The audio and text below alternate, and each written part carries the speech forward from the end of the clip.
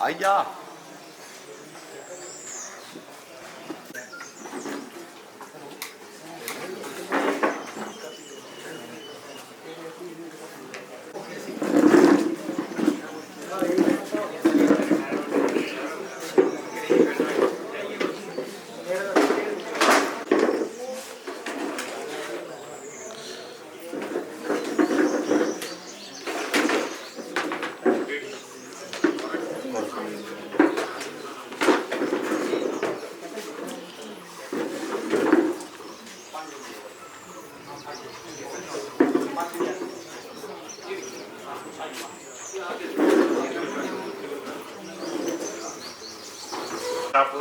आज की इस पब्लिक हियरिंग में आप सब लोगों का स्वागत करता हूं।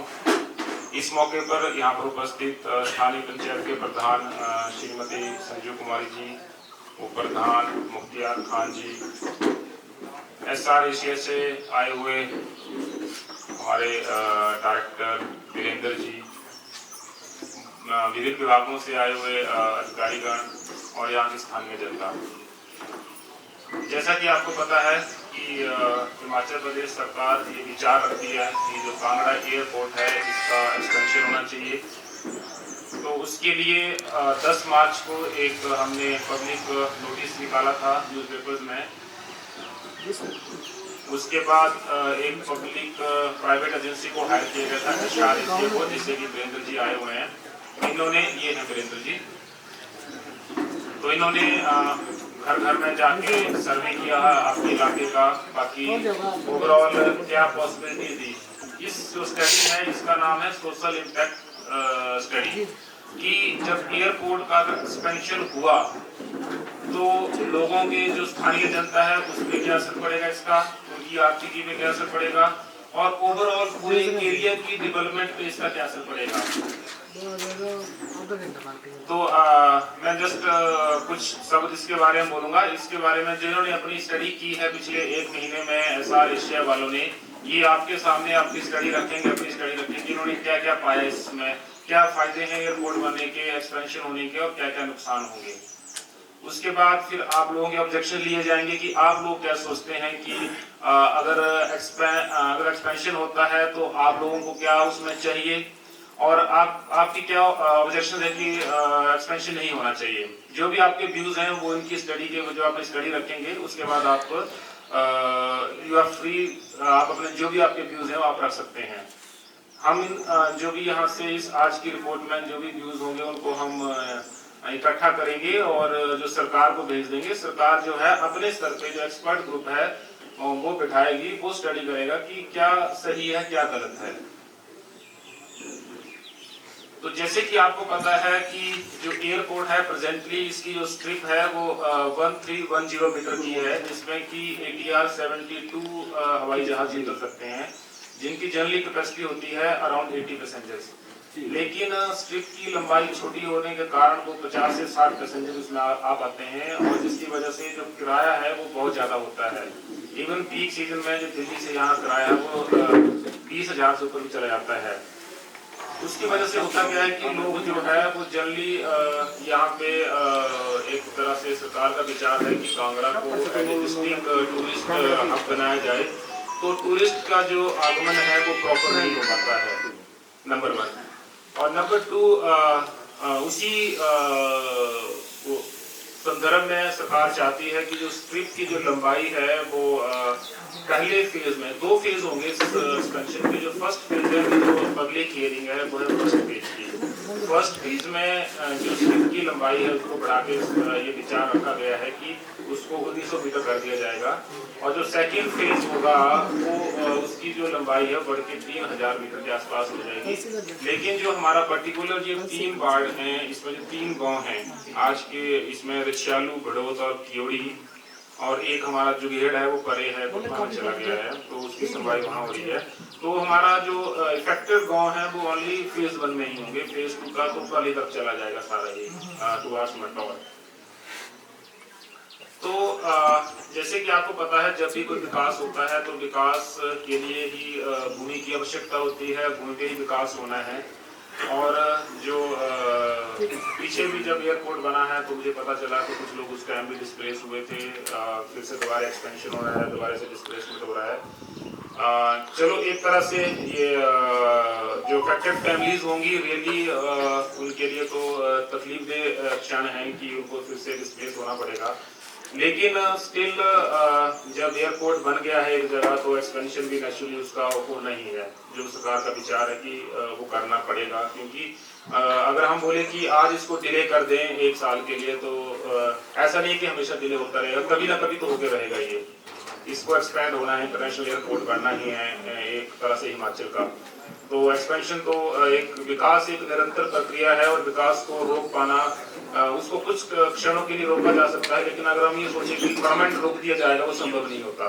कभी ना कभी तो विकास होके रहना ही है, एक निरंतर प्रक्रिया है। जो हमारा समाज है, अगर हम कभी आदि मानव थे और आज हम विकसित हुए हैं तो ये विकास ही हुआ है। पहले अगर आप इसी इलाके के हैं, मैं तो अभी जस्ट 1 महीना हुआ है, तो मुझे बताया गया कि हमारे शाहपुर जो बाजार होता था, पहले ये बाजार नहीं था, कियारी पंचायत का हिस्सा हुआ करता था, और जो मेन एरिया था डेवलपमेंट का उस टाइम में वो कियारी पंचायत होती थी, शाहपुर बाजार नहीं होता था। लेकिन जब यहाँ पे रास्ता निकल गया, डबल लेन बन गया, तो अभी कियारी का जो पीछे छूट गया कियारी, और अभी शाहपुर बन गया है। शाहपुर मेन बाजार है, शाहपुर बाद कियारी के बाद पंचायत बनी, और पंचायत बनने के बाद नगर पंचायत बन गई। अभी एक स्टेप और ऊपर, 2 स्टेप ऊपर चला गया वो। तो जो विकास है कुछ क्षणों के लिए होता है, नुकसानदेह हो, तकलीफदेह हो, लेकिन लॉन्गर पीरियड में विकास हमेशा हेल्प करता है। हो सकता है कि जो आज की जनरेशन है उसको थोड़ी तकलीफ होगी, जो आप हैं, हम हैं, आप हैं, हम इस तकलीफ से गुजरेंगे आज के दिन में, लेकिन जो आने वाली जनरेशन जो है वो इसका जो फ्रूट्स होंगे, जो इसका फल होगा, वो आने वाली जनरेशन खाएंगे इसके। अगर यहाँ बड़ा एयरपोर्ट बनता है तो नेचुरली बाकी भी चीजों का विकास होगा। नौकरियों के अगर दिल्ली चंडीगढ़ एयरपोर्ट है उसमें आपने देखो आसपास की जमीनें आज गवर्नमेंट स्टोरी बन रही है, वहाँ पे लाखों रुपया उसकी कीमत है। तो जो विकास होता है वो आने वाली जनरेशन जो है उसका जो स्वाद है वो दूर करती है। प्रेजेंट वाली जनरेशन होता है नेचुरली उसको थोड़ा सा तकलीफ होती है। तो मैं भी ज्यादा क्या बोलूं, मैं अगर और कुछ कहूं तो थोड़ा सा क्रिटिकल हो जाएगा कि ऐसे बात करने के लिए बात हो रही है। लेकिन अगर हमारा जो समाज है वो ऐसा ही रहा है कि हमने हमेशा जिसने भी त्याग किया है वो हमेशा बड़ा रहा है हमारे समाज में। अगर हम हिंदू संस्कृति को बिलीव करते हैं तो आपने ऋषि दधीची का नाम सुना होगा, जिन्होंने समाज के लिए अपनी जो शरीर था, अस्थि पंजर जो था, उसको दान कर दिया था। किसके लिए किया? समाज के लिए। समाज को जरूरत थी उनके अस्थि पंजर की, वज्र बनेगा जिससे इंद्र देवता लड़ेंगे। तो हमारे तो समाज में, हमारे इतिहास में ऐसे उदाहरण रहे हैं कि लोगों ने अपना सर्वस्व त्याग कर दिया है समाज के विकास के लिए। तो हम जो करने जा रहे हैं, आप जो करने जा रहे हैं, नेचुरली उसी ही कड़ी का एक हिस्सा होगा। उसके बाद में अगर आप रिसेंट हिस्ट्री में चले आओ तो भूदान आंदोलन हुआ था। एक विनोबा भाभी हुए हैं हमारे, उन्होंने भूमि दान का एक आंदोलन चलाया था। तो उस टाइम भी लोगों ने स्वेच्छा से, जो बड़े बड़े जमींदार ने स्वेच्छा से अपनी भूमियां दान की थी, क्योंकि हमारे जो संस्कृति है उसमें भूमि दान को सबसे बड़ा दान माना गया है। लेकिन आज का जो समाज है उसमें जो भूमि है एक बड़ा ही मुख्य हिस्सा है हमारी आर्थिकी का। छोटी छोटी फैमिलियां हैं, कम भूमि है, थोड़ी लॉट्स हैं। अभी हमारे बड़ी बड़ी जमीनें नहीं, बड़े जमींदार नहीं रहे, अभी थोड़ी थोड़ी जमीनें हैं सभी के पास, और सरकार इस बात को मानती है। तो इसलिए 2013 में बहुत ही मतलब लाइफ चेंजिंग एक बहुत ही वाटरशेड मूवमेंट था इंडियन हिस्ट्री में, जहां की 2013 में एक कानून आया था, right to fair compensation and transparency in land acquisition rehabilitation settlement act 2013 आया था, जिसमें कि सरकार ने डिसाइड किया था कि लोगों के पास थोड़ी थोड़ी भूमि है, अगर ये भी उनसे छीन ली जाएगी तो वो कहाँ जाएंगे। तो उन्होंने बिल्कुल एक फेयर एक्ट लेके आए कि जब उनकी भूमियां ली जाएंगी, क्योंकि विकास तो होना है, विकास को नहीं रोका जा सकता है, विकास तो होना है, तो जब उनकी भूमियां ली जाएंगी तो उनको कैसे कंपनसेट किया जाए, ताकि वो जैसे उनका लाइफस्टाइल पहले था वैसे ही दोबारा बरकरार रहे। तो सरकार 2013 में सेंट्रल गवर्नमेंट एक्ट लेके आई थी और 2015 में उसके रूल्स जो है हिमाचल प्रदेश सरकार लेके आई थी। तो उसमें जो एक्ट में है शेड्यूल 1 है उसका एक, उसमें लिखा गया है कि जो आपकी भूमि ली जाएगी कितना कंपनसेशन आपको मिलेगा उसका, और उसका शेड्यूल 2 है। अगर यहाँ के जो पंचायत के चौकीदार हैं इधर हैं तो ये उसकी कॉपी पड़ी हुई है। शेड्यूल 2 है, मैं आपको बंटवा दूंगा, सभी बंटवा दो सेक्रेटरी साहब। शेड्यूल 2 में लिखा गया है कि जब भूमि आपसे ली जाएगी तो बाकी क्या क्या आपको उसमें मतलब कंपनसेट करने के लिए, अगर किसी का स्ट्रक्चर टूट रहा है, मकान टूट रहा है, दुकान जा रही है, उसका बिजनेस जा रहा है, तो उसको कैसे कंपनसेट किया जाएगा, तो सब उस एक्ट में लिखा हुआ है। उसी के प्रावधानों के अनुसार जो है सरकार जो है वो उस पर उचित निर्णय लेगी कि कैसे कंपनसेट किया जाएगा लोगों को। तो अभी मैं ज्यादा ना बोलता हुआ मैं अभी आग्रह करूंगा जो SRSCO से हमारे वीरेंद्र जी आए हैं, वो आपके सामने रखेंगे कि जो इन्होंने जो सामाजिक आकलन किया है, सोशल इम्पैक्ट असेसमेंट की है, वो क्या इन्होंने देखा और उसको कैसे कम किया जाए इस इम्पैक्ट को, कि जो इससे एक तरह से आप लोगों को असर पड़ेगा उस असर को कैसे कम किया जाए, उसके भी सुझाव इन्होंने लिखे हुए हैं। उनके उसके अलावा भी उसके बाद आप लोगों से सुझाव मांगे जाएंगे, आप लोग क्या चाहते हैं, इसके अलावा क्या चाहते हैं आप लोग, वो आपसे मांगा जाएगा। तो अभी मैं वीरेंद्र जी से गुजारिश करूंगा कि वो आगे का कार्रवाई जो है जारी रखें। धन्यवाद।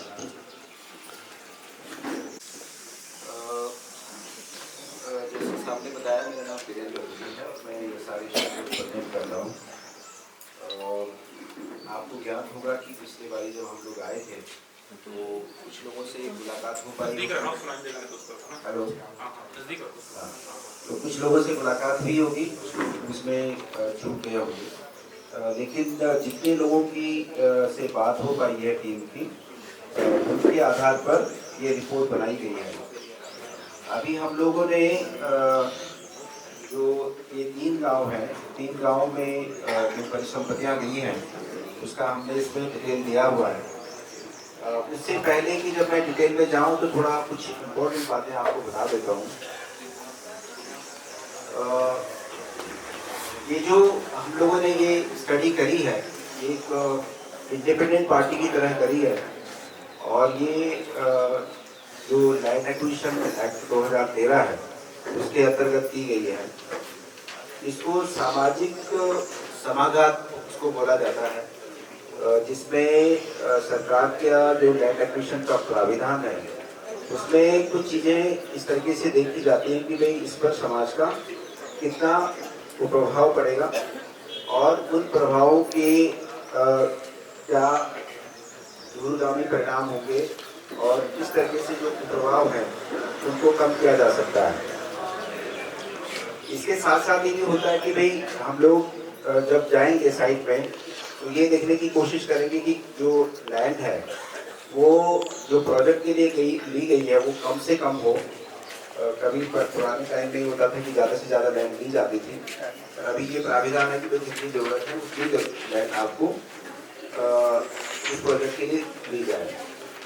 दूसरे और भी प्राविधान है कि भाई जो प्रोजेक्ट इस साइट में बनना है या उसी साइट के अलावा कोई और भी ऑल्टरनेटिव साइट है, मतलब कहीं दूसरी जगह भी बन सकता है, कोई दूसरी व्यवस्था भी इसकी बन सकती है, उसके लिए भी आप लोगों से भी बात हुई है और सभी लोगों से उसमें विचार लिया गया है कि क्या कुछ इसमें हो सकता है।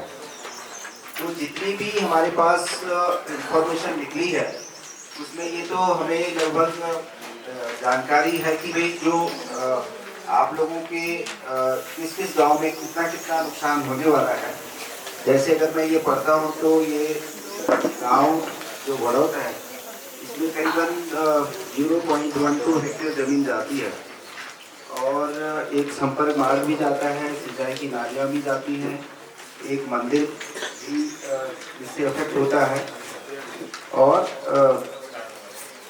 एक बिजली का खंभा भी उसमें आता है, हो सकता है ज़्यादा भी हो, लेकिन इसमें बहुत सबसे कम जो लैंड जिसमें जा रही है जो गांव है इन तीनों में से, उसमें से ये गांव हमारा बड़ौत है। दूसरा जो गांव है इसमें जो एक रशियालू गांव है इसमें काफ़ी लैंड जा रही है जो कि लगभग 26.71 हेक्टेयर लैंड है और इसमें एक संपर्क मार्ग भी जाएगा, सिंचाई की नालियाँ भी इससे मतलब इम्पैक्ट होंगी। जो मकान और अन्य स्ट्रक्चर हैं उसमें भी काफ़ी 152 हमारे पास हैं, 152 एंड 48 152 और 28 स्ट्रक्चर्स हैं। 3 दुकानें भी इसमें इम्पैक्टेड हैं और 3 मंदिर भी इसमें पूरी तरीके से इम्पैक्ट होंगे। बोरिंग बोरवेल है, पंचायत भवन है, आंगनवाड़ी है, पशु स्वास्थ्य केंद्र है। ये जो परिसंपत्तियाँ हैं, थोड़ा आवाज़ कम करके प्लीज, जो इसमें ये परिसंपत्तियाँ हैं ये इसमें जाएंगी। अच्छा बोल खत्म है ना बोल। और जो एक अपना ताबिया है जोड़ी करीबन 6.06 हेक्टेयर जमीन है और एक संपर्क मार्ग है क्योंकि लगभग सारे गांव एक दूसरे की जुड़े रहे हैं तो लगभग परिसंपत्तियों का भी नुकसान इसी तरीके से हो रहा है। सिंचाई की नालियाँ है, इसमें भी मकान और जो अन्य ढांचे 34 और 17 हम लोगों ने अपने आंकड़े में लिए हैं। एक मंदिर है और बोरिंग बोरवेल है। तो ये जो परिसंपत्तियाँ हैं इसमें जो हम लोगों को सर्वे के दौरान आई है, लेकिन ये क्योंकि अभी शासन द्वारा भी इसका फिर से जाकर के जब कंपनसेशन बनने की स्थिति बनती है या माना लैंड एक्विजिशन होता है, आप लोग सभी अभी जान जाइए ये प्रस्तावित है, ये जो अभी प्रोजेक्ट है प्रस्तावित है और प्रस्तावित प्रोजेक्ट पे ये प्रस्तावित जो एरिया है जो गांव है उनमें से हम लोगों ने ये परिसंपत्तियों का आंकड़ा लिया है। तो ये आंकड़े हमारे सामने आए हैं। इन आंकड़ों को देखते हुए क्योंकि ये प्रोजेक्ट जो है सर्कुलर बोलते हैं, इसको प्रोजेक्ट होता है कि लीनियर प्रोजेक्ट होते हैं जो सीधे सीधे जाते हैं जैसे सड़क वाले होते हैं, और क्योंकि ये प्रोजेक्ट जो है कंसेंट्रिक प्रोजेक्ट होते हैं, ये मतलब एयरपोर्ट में ये हो सकता है कि बीच की जगह छोड़ी जाए, तो ये लगभग ये जो गांव और जो परिवार होंगे इनमें से सबसे ये सारे के सारे रिहैबिलिटेशन रिसेटलमेंट की स्थिति में आएंगे, मतलब विस्थापन की स्थिति होगी। तो ये सारी जो जांच निकली है और जांच हम लोगों ने की है, तो इस जांच के बाद जो हम लोगों ने सरकार को बताया है वो भी मैं आपको पढ़ के बता देता हूँ, आप रिपोर्ट में भी देख लीजिएगा। ये रिपोर्ट वेबसाइट पे भी मिल जाएगी, अगर आप ढूंढेंगे इस रिपोर्ट को तो मेरे ख्याल से ये अपना डिस्ट्रिक्ट की वेबसाइट पे भी मिल जाएगी और सरकार की वेबसाइट पे भी ये रिपोर्ट आपको मिल जाएगी, हिंदी में भी मिल जाएगी और अंग्रेजी भाषा दोनों में मिल जाएगी। तो सभी लोगों से बातचीत करने के बाद, पूरी डिटेल्ड बात करने के बाद, एक तो हम लोगों ने जो इसकी एक ऑल्टरनेटिव जगह है, जो दूसरी जगह है, हमने इसके लिए 2 प्रस्तावित जगह भी दी है, लोगों ने जो बताया है, क्योंकि हम लोगों ने ये देखा कि जैसे अभी एसडीएम साहब ने दिया पूरा एक ब्यौरा दिया कि किस तरीके से विकास होता है, और एक समय था जब एक छोटा सा कस्बा था, लेकिन आज के टाइम में बहुत ज़्यादा ये शहर बन गया, पूरा एक अच्छा खासा शहर है। तो ऐसी स्थिति में देखते हुए कि अगर जो करंट प्रपोजल है, आप जरा ध्यान से सुनिएगा प्लीज, जो अभी करंट प्रपोजल है, इस प्रपोजल के हिसाब से अगर ये प्रोजेक्ट बनता है तो बहुत सारे लोग इससे इम्पैक्ट होते हैं, बहुत ज़्यादा लोग, और उसमें ये भी हमने निकाला कि उतनी व्यवस्था उससे बढ़ती है कि जो एक तो गांव के लोग उनको ये मालूमात नहीं कि भाई उनकी विस्थापन की स्थिति क्या बनेगी, और दूसरा ये है कि इतने सारे लोग जो कि अपने छोटी मोटी दुकानें या जो भी धंधा है, हम भी देखते हैं कि पूरा का पूरा शहर बसा हुआ है। तो अगर ये शहरा इतना सारी व्यवस्था बनती है कि ये सारे लोगों को कहीं विस्थापन की स्थिति बनती है, पुनर्विस्थापन की स्थिति बनती है, तो लोग जो अपना धंधा खो देंगे उनकी स्थिति कैसे कायम होगी? वो लोग फिर से ऐसी स्थिति में कैसे आएंगे कि भाई वो अपनी जो उनकी लाइवलीहुड है, अपनी जो जीवन चलाने का जो उन्होंने जरिया बना रखा था, वो कैसे बनेगा? फिर ये भी देखते हुए कि भाई जो ये सब बन रहा है, ये जो प्रोजेक्ट ये सब भारत सरकार का मतलब केंद्र सरकार और राज्य सरकार मिलकर के बनाएंगी, तो ये पैसा तो सारा पब्लिक का ही होता है। तो ये मान के भी कि भाई इतना सारा पैसा अगर खर्च होता है, सरकारी खर्चा होता है, तो ऐसी स्थिति कब बनेगी कि जितना ज़्यादा नुकसान होगा इस नुकसान की भरपाई बन पाए।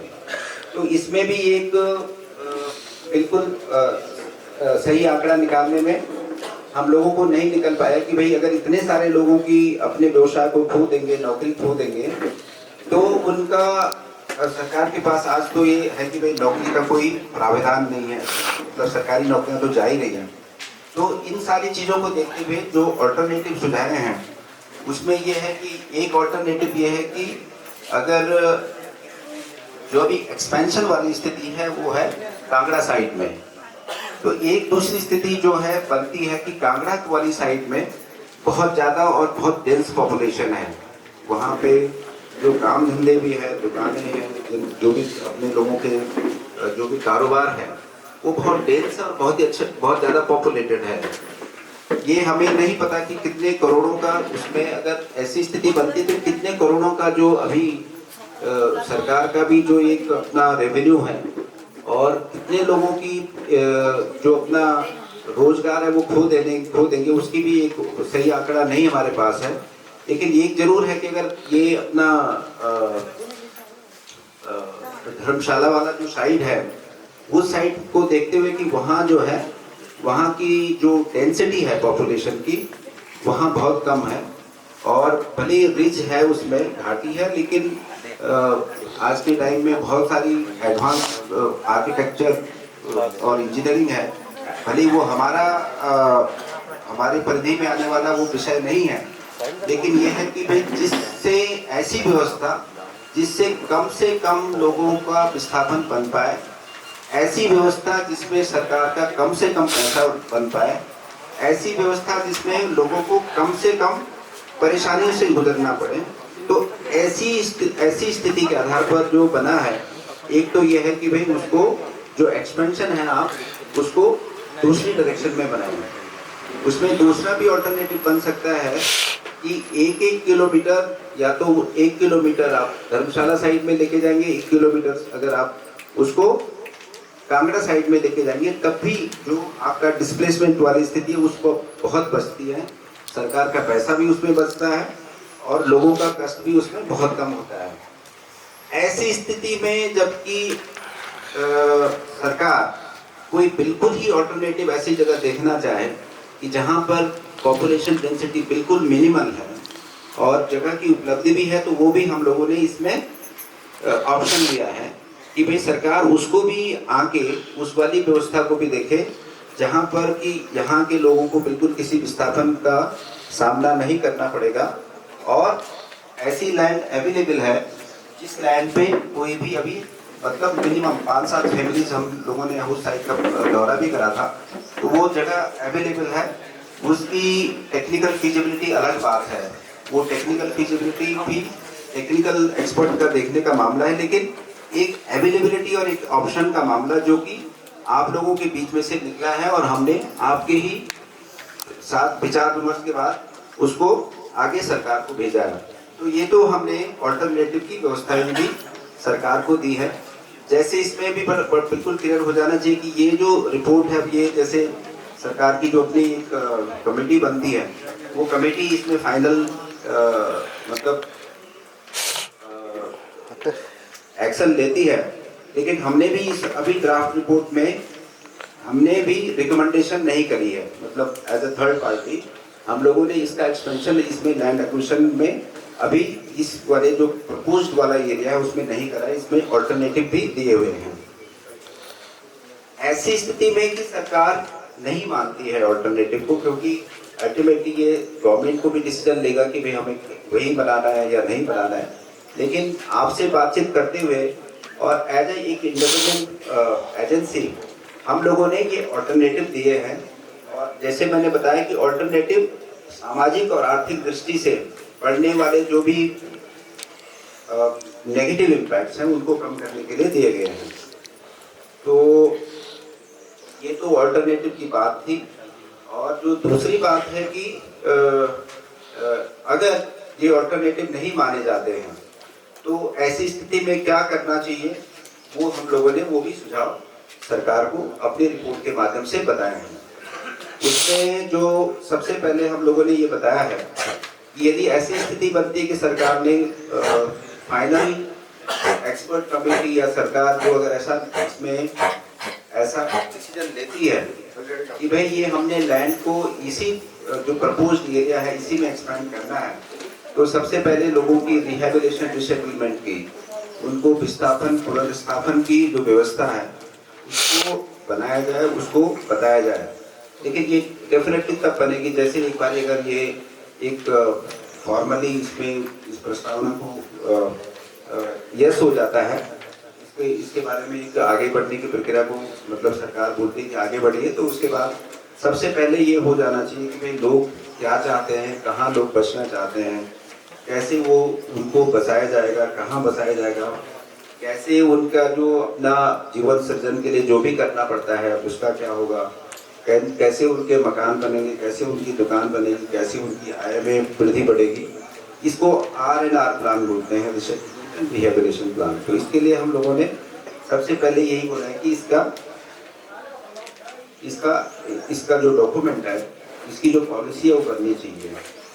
और दूसरा ये है कि बहुत सारी चीज़ें होंगी अगर करंट जो प्रपोजल है, माना जो अभी जो 3.3 किलोमीटर बनाने वाले जो पट्टी फेज 1 फेज 2 को एक्सपेंड करने वाला जो प्रक्रिया है, अगर उसमें बनता है तो उसमें बहुत सारी चीज़ें हम लोगों ने अपने रिपोर्ट में लिखी हुई है कि जो नियम है ये नियम पब्लिक के लिए बनाया गया है। नहीं तो आपने देखा होगा कि आज से पहले जैसे बताया ये तो गया है ऑलरेडी कि इससे 2013 से पहले कुछ ऐसा प्रक्रिया नहीं थी, लोगों से बातचीत करने की प्रक्रिया नहीं थी, सीधा एक गजट नोटिफिकेशन होता था और सरकार उसकी एक कंपल्सरी लैंड एक्विजिशन कर लेती थी।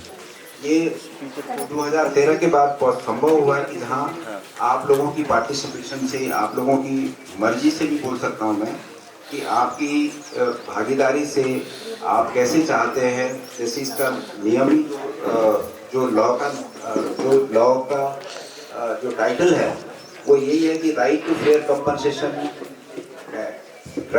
Compensation and transparency in land acquisition. तो ट्रांसपेरेंसी यही है कि जैसे हमने बताया तो आपको सारी चीज़ें बता रहे हैं, कोई चीज़ इसमें एज ए थर्ड पार्टी हम लोगों को आपको कोई छिपाने में कोई कुछ भी नहीं छिपा रहे हैं कि भाई इसका कैसे हो सकता है। हम लोगों ने जो रिपोर्ट में लिखा है वो आपके सामने है और किस पर्पज़ के लिए ले रहे हैं ये भी बहुत क्लियर है। ये भी नहीं कि भाई मान लो पहले ये होता था कि भाई लैंड ले ली, कोई इसमें बिल्डिंग बनाएगा कुछ बनाएगा, पर यहाँ पर ये बहुत बड़ा क्लियर है कि सरकार जरूर चाहती है कि भाई एक हिमाचल को एक हिंदुस्तान की टूरिज्म कैपिटल बनाया जाए, तो उसके लिए बहुत सारे आवश्यक जो चीज़ें होंगी वो करनी पड़ेंगी, उसमें ये भी आवश्यक है।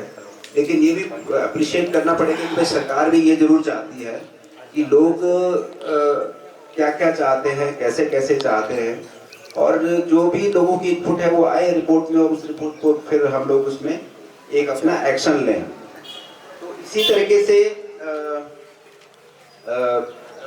जो आपके घर से संबंधित बात है या जो गांव में जो भी सरकारी इमारत होगी या जो भी सरकारी रोड होगी या जो सरकारी स्कूल होगा या हॉस्पिटल होगा, इन सारे जिस गांव से जो भी व्यवस्था अगर ख़त्म होती है और पार्टली उनका वो गांव रहते हैं तो वहाँ वो सारी व्यवस्था पुनर्स्थापन करी जाएगी। ऐसी हमने इसमें संस्तुति दी है रिपोर्ट में कि जितना पार्ट छूट जाएगा उतना उनको सारा का सारा उसी तरीके का बनाना पड़ेगा। दूसरा जो ये है कि अगर विस्थापन की जो स्थिति बनेगी, कुछ तो बनेगी विस्थापन की स्थिति, तो उनको कम से कम इस लेवल का उनका अभी अपना जो लिविंग स्टैंडर्ड है ना, जो उनका अपना कम से कम ऐसी जगह उनको बसाया जाएगा कि भाई जहाँ कम से कम जो जिस तरीके का लाभ, जिस तरीके की आपको फैसिलिटीज अभी मिलती हैं, कम से कम आपको उस लेवल की फैसिलिटी सड़क के मामले में, दवा के मामले में, स्कूल के मामले में, पब्लिक जितनी भी यूटिलिटी सर्विस होती हैं उसके मामले में, कनेक्टिविटी के मामले में, पानी का मामले में, बिजली के मामले में, वो सारी व्यवस्थाएं बनाई जाएं। तो ऐसी सारी स्थिति ये रिपोर्ट के माध्यम से डाली गई है। इसमें अगर आप एक देखेंगे तो हमने जो पिछले 5, 7, 10 सालों से जिस तरीके की आपके बहुत सारे ग्रुप हैं जिन लोगों ने बोला कि हम ज़मीन नहीं देना चाहते हैं या देना चाहते हैं, वो सारी स्टडी भी हम लोगों ने करी है। वो भी हमने इसमें जो भी लोगों का रेजिस्टेंस है कि नहीं देना है और क्यों नहीं देना है, वो भी लोगों ने बताया कि भाई 2-2, 3-3 हम खुद से यहाँ पर रह रहे हैं। लोगों ने बड़ी मुश्किल से अपना जो भी व्यवस्था है वो कायम करी है अपना जीवन यापन करने के लिए। वो सारी चीज़ें हमने इसमें बनाई हैं।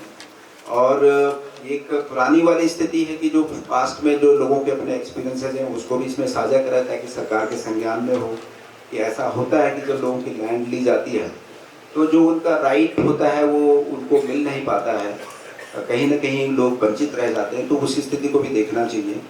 ये सारी चीज़ें हमने रिपोर्ट में डाली हैं। और जैसे कि आपको मालूम होगा ये रिपोर्ट पब्लिक डोमेन में रही है पिछले 3 हफ्ते तक। हम आशा करते हैं कि बहुत सारे लोगों ने इसको देखा होगा। और इसमें अब इस मीटिंग के माध्यम से हम लोग ये कर सकते हैं कि आइए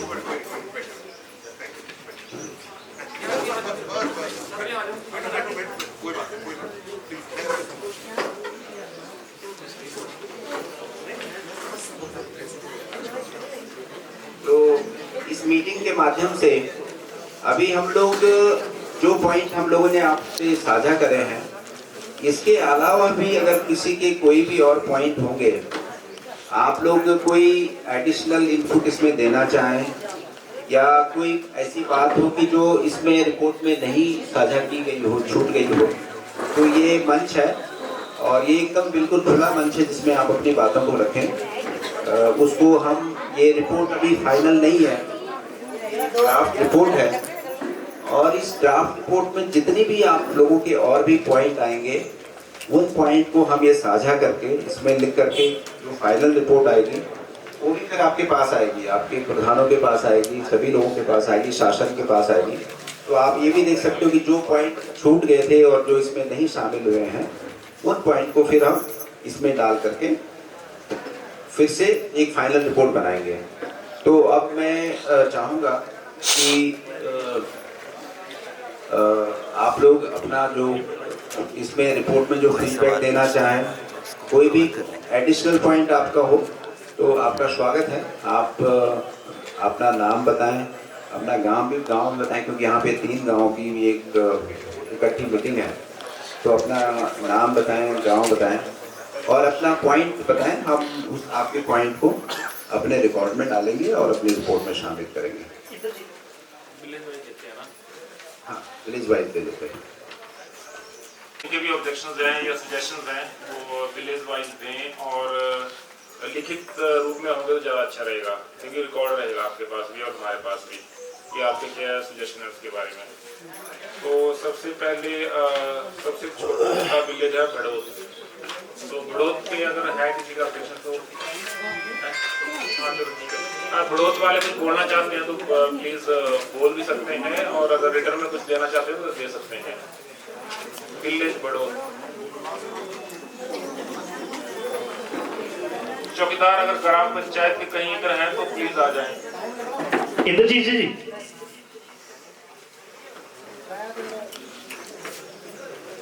कोई है पहले है बड़ौत वाला है बोलना चाहते हैं पहले, कोई भी है, लेडीज है, जेंट्स है, तो काइंडली एक चीज ध्यान रखें, थोड़ा सा साइन कर रखे के बोले आपकी सारी समस्याएं सुनी जा रही हैं, ठीक है जी।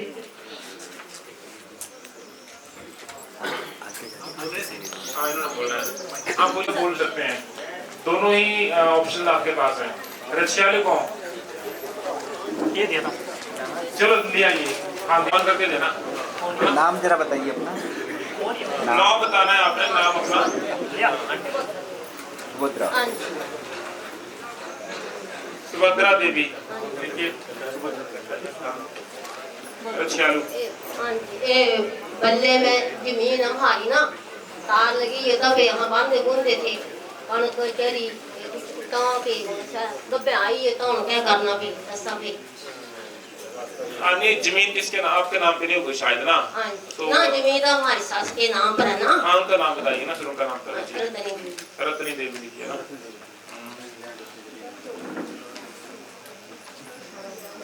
चलो जो भी अपोजिशन होगा। ये मौका ना सारे बोली के बोला जितने भी माने जड़ा भी है ना सब बोली रहे इस वक्त। तो क्या बोल रहे हैं? क्योंकि हम तो पब्लिक के अकॉर्डिंग चलना ना, मैं अपनी तरफा ते बोली ना तो गल्ले तो हम उन्होंने प्रधान अपनी तरफा ते बोली आ गई नहीं, सारी पब्लिक का बोलना बीच में आ गई है। बीच में तार आई है ना, ऐसे आई है ना, एक खंबे लगाए हैं उधर में। रास्ता बंद हो गया ना, जमीन हाँ बंद है ना पहले तो होना चाहिए। एक माइक को दे सारे शेवाली माइक में फिर लेना चाहते तो फिर ले लिया, फिर तो यहाँ रास्ता नहीं कुछ नहीं तो क्या करना फिर।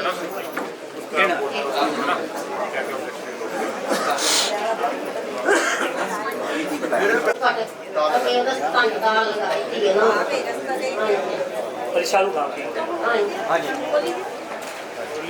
आगे ठीक है।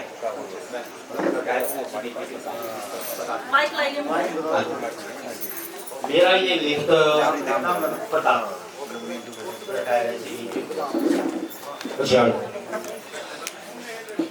मेरा ऐसा है कि ये जो जैसे कि अभी सूचित हुआ कि ये बाउंड्री बनी हुई है, यही है मेरा घर, ये 363 और 14 नंबर में है।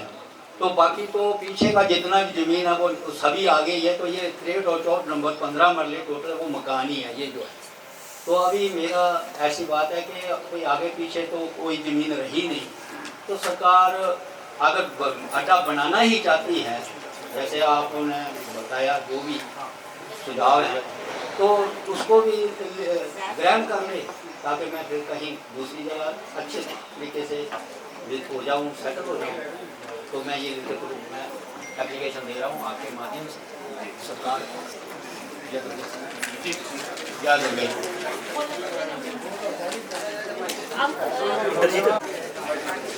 आप नाम जरूर बोलना है ना। Hello, Ajay Kumar, ex ma'am Ajay Kumar. Sir सुन लेना। हेलो, सबसे बात ये है कि सरकार जमीन ले रही है, उसका किस हिसाब से ले रही है, क्या किस हिसाब से मुआवजा दे रही है, और किस हिसाब से हमारे बसने के लिए बिजली, पानी, रास्ता, स्कूल क्या दे रहे हैं, ये सबको पता चल जाए ना जी। ये जो हरी सिंह जी का जो पॉइंट है, मेरे को लगता है ये सभी लोगों के ये जो पॉइंट है, इनका जो चिंता है, ये सभी लोगों की चिंता होगी कि भाई क्या स्थिति बनेगी। तो मैंने मेरे ख्याल से उसको कवर तो करा था पहले अपने डायलॉग में कि जो भी जिस भी ग्राम में जो भी पार्ट गांव का जो कि एक तरीके से डेवलप है, वो स्कूल के मामले में, हॉस्पिटल के मामले में, उसमें एक छोटी सी व्यवस्था जो गांव की व्यवस्था होती है, आंगनबाड़ी केंद्र है, वो सारी व्यवस्था ऐसी है कि अगर ऐसी स्थिति बनती है, देखिए आप ये मान लीजिए अभी ये प्रपोज्ड है, ये चीज़ आप नोट करिए, बन नहीं गया एकदम से, प्रपोज्ड है ये अभी, ये प्रोजेक्ट प्रपोज्ड है। और उसी हिसाब से हम लोग भी ये मान के कि अगर ऐसा होता है तो उसमें क्या क्या स्थिति बनेगी, वो हम लोगों ने इसमें अपने रिपोर्ट में डाला है। तो ये बिल्कुल हमने नियम के आधार पर ये बात करी है कि जिन लोगों को भी विस्थापन की स्थिति बनेगी, जिन भी लोगों की विस्थापन की स्थिति बनेगी, उन लोगों को कम से कम उनका जो जीवन स्तर अभी है, उसी जीवन के स्तर पर उनका पुनर्स्थापन होना चाहिए, ये हमने रिपोर्ट में भी डाला है और ये नियम भी है। तो ये नियम है कि आप लोगों की ऐसी व्यवस्था होगी। जो गांव छूट जाएंगे जिन गाँवों का ये ऐसी व्यवस्था है जहाँ से उनका मंदिर निकल जाएगा, उनका अस्पताल निकल जाएगा, ऐसी व्यवस्था है कि वो उनका पुनर्निर्माण बचा हुआ जितना गांव रहेगा उसमें भी बनेगा, उसमें भी वो भी हो जाएगा। तीसरी चिंता जो मेरे ख्याल से अब इसको भी शामिल कर लेता हूँ ताकि ऐसे लोगों के सवाल होंगे, आगे भी सवाल होंगे।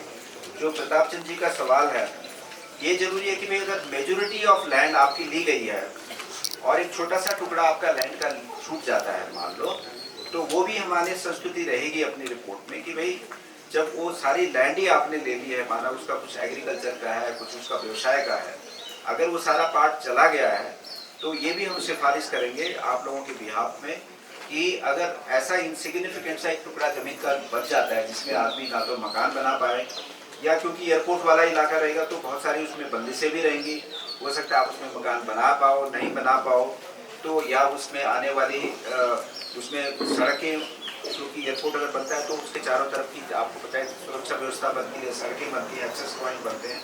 तो हम ऐसी संस्कृति भी जरूर करेंगे कि अगर छोटा सा लैंड का टुकड़ा बच जाता है जिसमें आप ना तो मकान बना पाएंगे या ना कोई अपना काम कर पाएंगे, तो उसको भी एक्वायर करा जाएगा।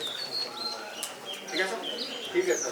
अच्छा सर, सारे ऑफिसर हैं जिस टाइम पब्लिक को मुआवजा किस कैसे दे रहे हैं, कितना गुना दे रहे हैं कि क्या पता देखिए क्या है, सारे लोग पब्लिक जो ये सारे सरकारी रिप्रेजेंटेटिव हैं, आपके रिप्रेजेंटेटिव हैं, देखा जाए तो ये सब हम लोगों की सेवा के लिए हैं, सब लोग सेवा भाव पे यहाँ पर हैं।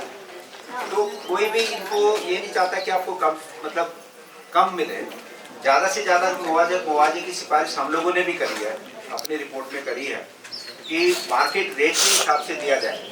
अब मार्केट रेट के हिसाब से दिया जाएगा तो मार्केट रेट के हिसाब से जो एक आप सभी को भी मालूमात होना चाहिए कि मार्केट रेट में जो इनके पास रजिस्टरों का रिकॉर्ड होता है नॉर्मली, वो उसमें जो ज़्यादा से ज़्यादा जो भाव पे जो ज़मीन की खरीद फरोख्त होती है, क्योंकि देखो नियम के आधार पर, जैसे हम नियम के आधार पर इस मीटिंग को कर रहे हैं, तो वो भी किसी न किसी नियम के आधार पर आपका कंपनसेशन बनेगा। उसको मानते हुए कि भाई उनको अच्छा से अच्छा मुआवजा दिया जाए, ये तो हमने रिपोर्ट में लिखा हुआ है, लेकिन बाजारू मूल्य में वो प्रशासन तय कर सकता है कि आपको अच्छा सा अच्छा जो है मार्केट रेट भी दिया जाए। अब वो कितना होगा, वो एग्जैक्टली जब ऐसी स्थिति बनती है कि फाइनली लैंड एक्विजिशन वाली स्थिति बनती है, तो उस टाइम जरूर आप लोगों से हमने लिखा भी, कमेटी बनेगी, कमेटी में आप लोग मिलकर के आएंगे और जो डिस्ट्रिक्ट कलेक्टर यहाँ पे डिप्टी कमिश्नर्स होते हैं उनकी अगुवाई में उन कमेटियों के साथ में जो भी एक मापदंड बनता है, मानदेय बनता है, वो अच्छा सा अच्छा ही होगा। ऐसी हमारी सिफारिश है और मेरे ख्याल से किसी भी ऑफिसर को ऐसा अच्छा से अच्छा नहीं देने में भी कोई नुकसान नहीं है, तो मेरे को लगता है कि ऐसा ही होगा, ऐसा होना चाहिए। तो सर हिंदी मत से अधिग्रहण करें कोई मुश्किल नहीं, तो मुआवजा और जो मैं बताया कि वो होना चाहिए। दूसरी बात ये, मेरी अपनी नौकरी तो है नहीं जी, ना करिए जी। दूसरी बात है आटा चक्की वगैरह, और मैं उसके साथ जरा इसमें भी देखें तो अगर आप रिपोर्ट में देखेंगे तो ये भी हम लोगों ने लिखा हुआ है, यहाँ तक भी मतलब ये व्यवस्था में सारे लोग जरा थोड़ा बहुत अच्छी तरीके से सुनेंगे ये वाली बात को, बहुत इंपॉर्टेंट पॉइंट है बता रहे हैं। ये भी है कि जो आदमी अपना व्यवसाय खो देंगे, जितना उनके पास रिकॉर्ड होगा कि इतना कमाई होती है, तो वो 15 साल 20 साल जब तक उनको उतनी कमाई नहीं होती, वो नियम में है कि आपको उतना हर्जाना महीने भर महीना मिलता रहेगा, देना पड़ेगा, वो नियम में है। तो पहली तो ये बात सारे लोगों को नियम जरूर पता होना चाहिए। अगर आपको नियम पता मालूम होगा तो नियम से आपका ज़्यादा फायदा होगा, क्योंकि नियम में है, वो किसी को उसको कोई काट नहीं सकता, एक बात। दूसरा ये है कि अगर ऐसी स्थिति बनती है कि मान लो विस्थापन आपका होगा, तो आपको जरूर एक दुकान भी मिलेगी, आपको मकान की भी व्यवस्था होनी चाहिए, बिल्कुल होनी चाहिए। इसमें अभी हम लोगों ने बोला है कि उसको प्रस्तावित करें, बनाए, उसमें क्या क्या बनेगा, उसमें R&R वाला प्लान भी बनेगा। इनफैक्ट अगर ऐसी इसमें इसका संस्तुति हो जाती है तो फिर कमेटी आपके जो यहाँ के लैंड एक्विजिशन ऑफिसर है वही लोग आपसे आकर के फिर ये वार्ता करेंगे कि भाई कौन सी जगह आपको ज़्यादा सही लगती है। वो ऐसे भी स्थिति होगी कि आपसे डिस्कशन होगा कि भाई कौन सी ऐसी जगह है जो उपलब्ध हो सकती है, उपलब्ध करवाई जा सकती है, क्योंकि ये डेफिनेटली है कि भाई जो भी ऑफिसर कंसर्न होंगे उस टाइम लैंड एक्विजिशन के, वो भी यही चाहेंगे कि भाई लोगों की ऐसी व्यवस्था ना करी जाए कि भाई उसका चाचा चला जाए हरिद्वार और कोई चला जाए दिल्ली और कोई चला जाए बॉम्बे, उनको ऐसी स्थिति बनाई जानी चाहिए। वो चिंता हमने इसमें भी करी है कि लोग ऐसा ना हो कि भाई ऐसे बांटे जाए कि भाई कोई कहीं और कोई कहीं है, कोई राजस्थान, कोई दिल्ली, कोई बॉम्बे, ऐसा ना हो। उनको भी ऐसी स्थिति हो कि जहाँ पर उपलब्ध जमीन है वैसी स्थिति बनाई जाए। जैसे हमने पहले बताया आपको कि हमने इस बारे में बड़ी चिंता करी है कि इसका जो एक्सपेंशन है वो बहुत ज़्यादा कॉस्टली है और उसमें बहुत ज़्यादा सामाजिक रूप से लोग प्रभावित होंगे, इसलिए इसके ऑल्टरनेटिव को भी कंसिडर करा जाए। अब ये एक्सपर्ट ग्रुप डिसाइड करेगा कि भाई क्या चीज़ ओवरऑल बेनिफिशियल है। तो मेरे ख्याल से ये आपका लगभग सवाल का जवाब। अच्छा सर, पहले ये भी सुना था ये बोलते कि सब तहसील वालों को अंधेरे में देनी है और इस साइड वालों को लो में देनी है, तो फिर हमें इधर 5-4 किलोमीटर के एरिया में वो भी देखिए, वो हम लोगों ने बिल्कुल लिखा हुआ है, रिपोर्ट में भी है कि लोगों को अगर विस्थापन की स्थिति बनती है तो उनको लगभग 4-5 किलोमीटर के अंतर्गत ही उन लोगों को विस्थापित किया जाए। ये भी हम लोगों ने रिपोर्ट में लिखा हुआ है, आप भी जरूर रिपोर्ट को पढ़ें। ये भी हम लोगों ने रिपोर्ट में लिखा है, इसलिए रिपोर्ट को जरूर पढ़ें और थोड़ा लोगों की इधर उधर की लोगों की उसमें ना जाए, भ्रमित भी नहीं होना चाहिए। जो रिपोर्ट अंग्रेजी में है और हिंदी में है, जो इस भाषाओं में है, तो आपसे रिक्वेस्ट की गई कि रिपोर्ट लिखें। और इसकी थोड़ी और मैं जानकारी देता हूँ सर, मैं एक डिस्कस कर थोड़ा जानकारी सभी को देता हूँ। एक बात एक सभी के लिए जानकारी है, बहुत इम्पोर्टेंट जानकारी है आप लोगों के लिए कि एक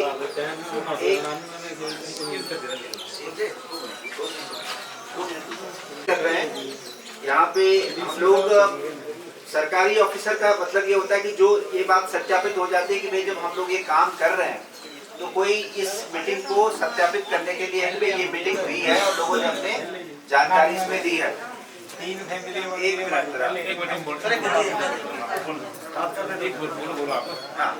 थोड़ा आपके राइट की बात हो रही, बहुत अच्छी चीज बताने वाले हैं।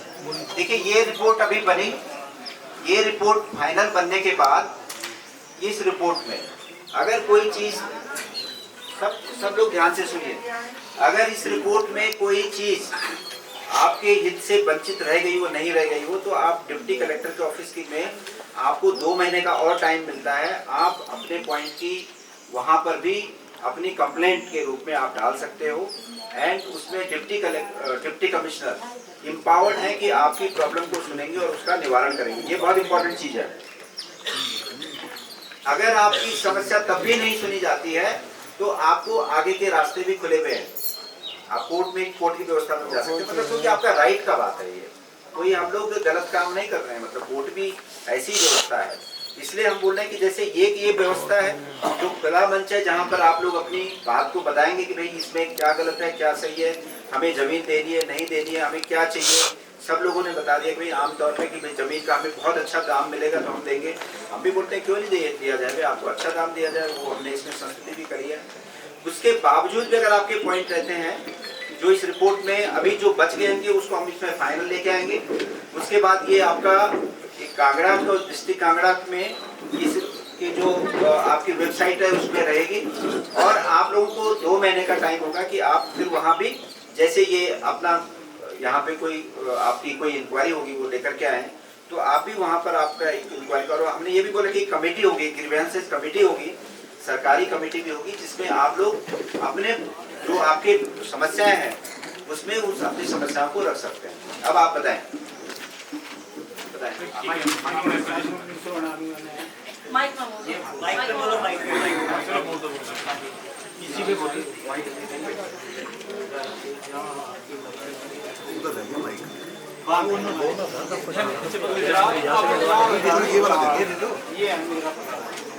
ये लगा दीजिए आप, बिल्कुल नजदीक है। हमारी बिल्कुल अभी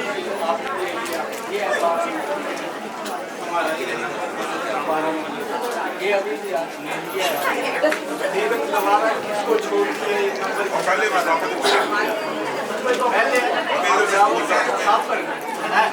पहले हमारी थी एक फैमिली, फिर हमारी 3 फैमिली बन गई, क्योंकि अलग अलग हो गए हम भाई भाई। पहले हमारी फादर के पास ही थे, हम रहते थे। चलो हमारी बात समझ में आ गई, बताएं आप उसका। पर देखो ना, ये खसरानामा हमारा फिर छोड़ दिया। अब ये तो रास्ता है बिल्कुल नियर है, एयरपोर्ट के साथ है, ठीक है ना। हम तो चले गए, अब छापर में आपने लिख के दे तो दिया। हमने क्या करना, पहले इसको बीचते थे नहीं, हमारे साथ इसमें लिख दिया। हाँ, इसमें लिखा है, डीसी साहब को दिया मैंने एप्लीकेशन ना। ये तो ऐसे सारे मीटिंग रखी हुई है, चलो ये भी और सर मैं भी रिटायर कानून हूँ सर, यानी कि हमारे को पता है ये तो जो लेनी है वो तो चली जाएगी, लेकिन ये है तो प्रॉब्लम है। एडिशनल भी ले ली जाएगा जो अब 3 फैमिली हो गई, कोई काम चला गया, कोई काम चला गया। बता दीजिए। अच्छा पहले बोला 12 मरले आपको ये एक हमारी को जमीन भी आपके बिहार पे हम बता देते हैं सभी के लिए। ऐसे बोलते हैं ना, हमारी को बोला था 12 मरले, हमने 5 मरले लिए हुए मैंने जमीन थी उस टाइम। क्या करना, वो मकान बनाया ना, कब? अड़ानवे जब ये पटड़ी बनी, और बिल्कुल हमारे जहाँ दफ्तर है ना जी, ऐसी बढ़िया जगह थी, 1.5 कनाल जगह दी हुई हमारी है। और क्या पैसे मिले, वो 2 लाख रुपया, 2.25 लाख मिला वो उस टाइम ना जी। बता दो। पर 89 में एक्ट नहीं आया था ना, लिखा हुआ है ना उसमें लिखा है। बिल्कुल साथ ही है, ये तो भाई रात बिल्कुल तार लगाए हुए, आप पर ना जा सकते उस जमीन में ना पीछे। पहले देखते जी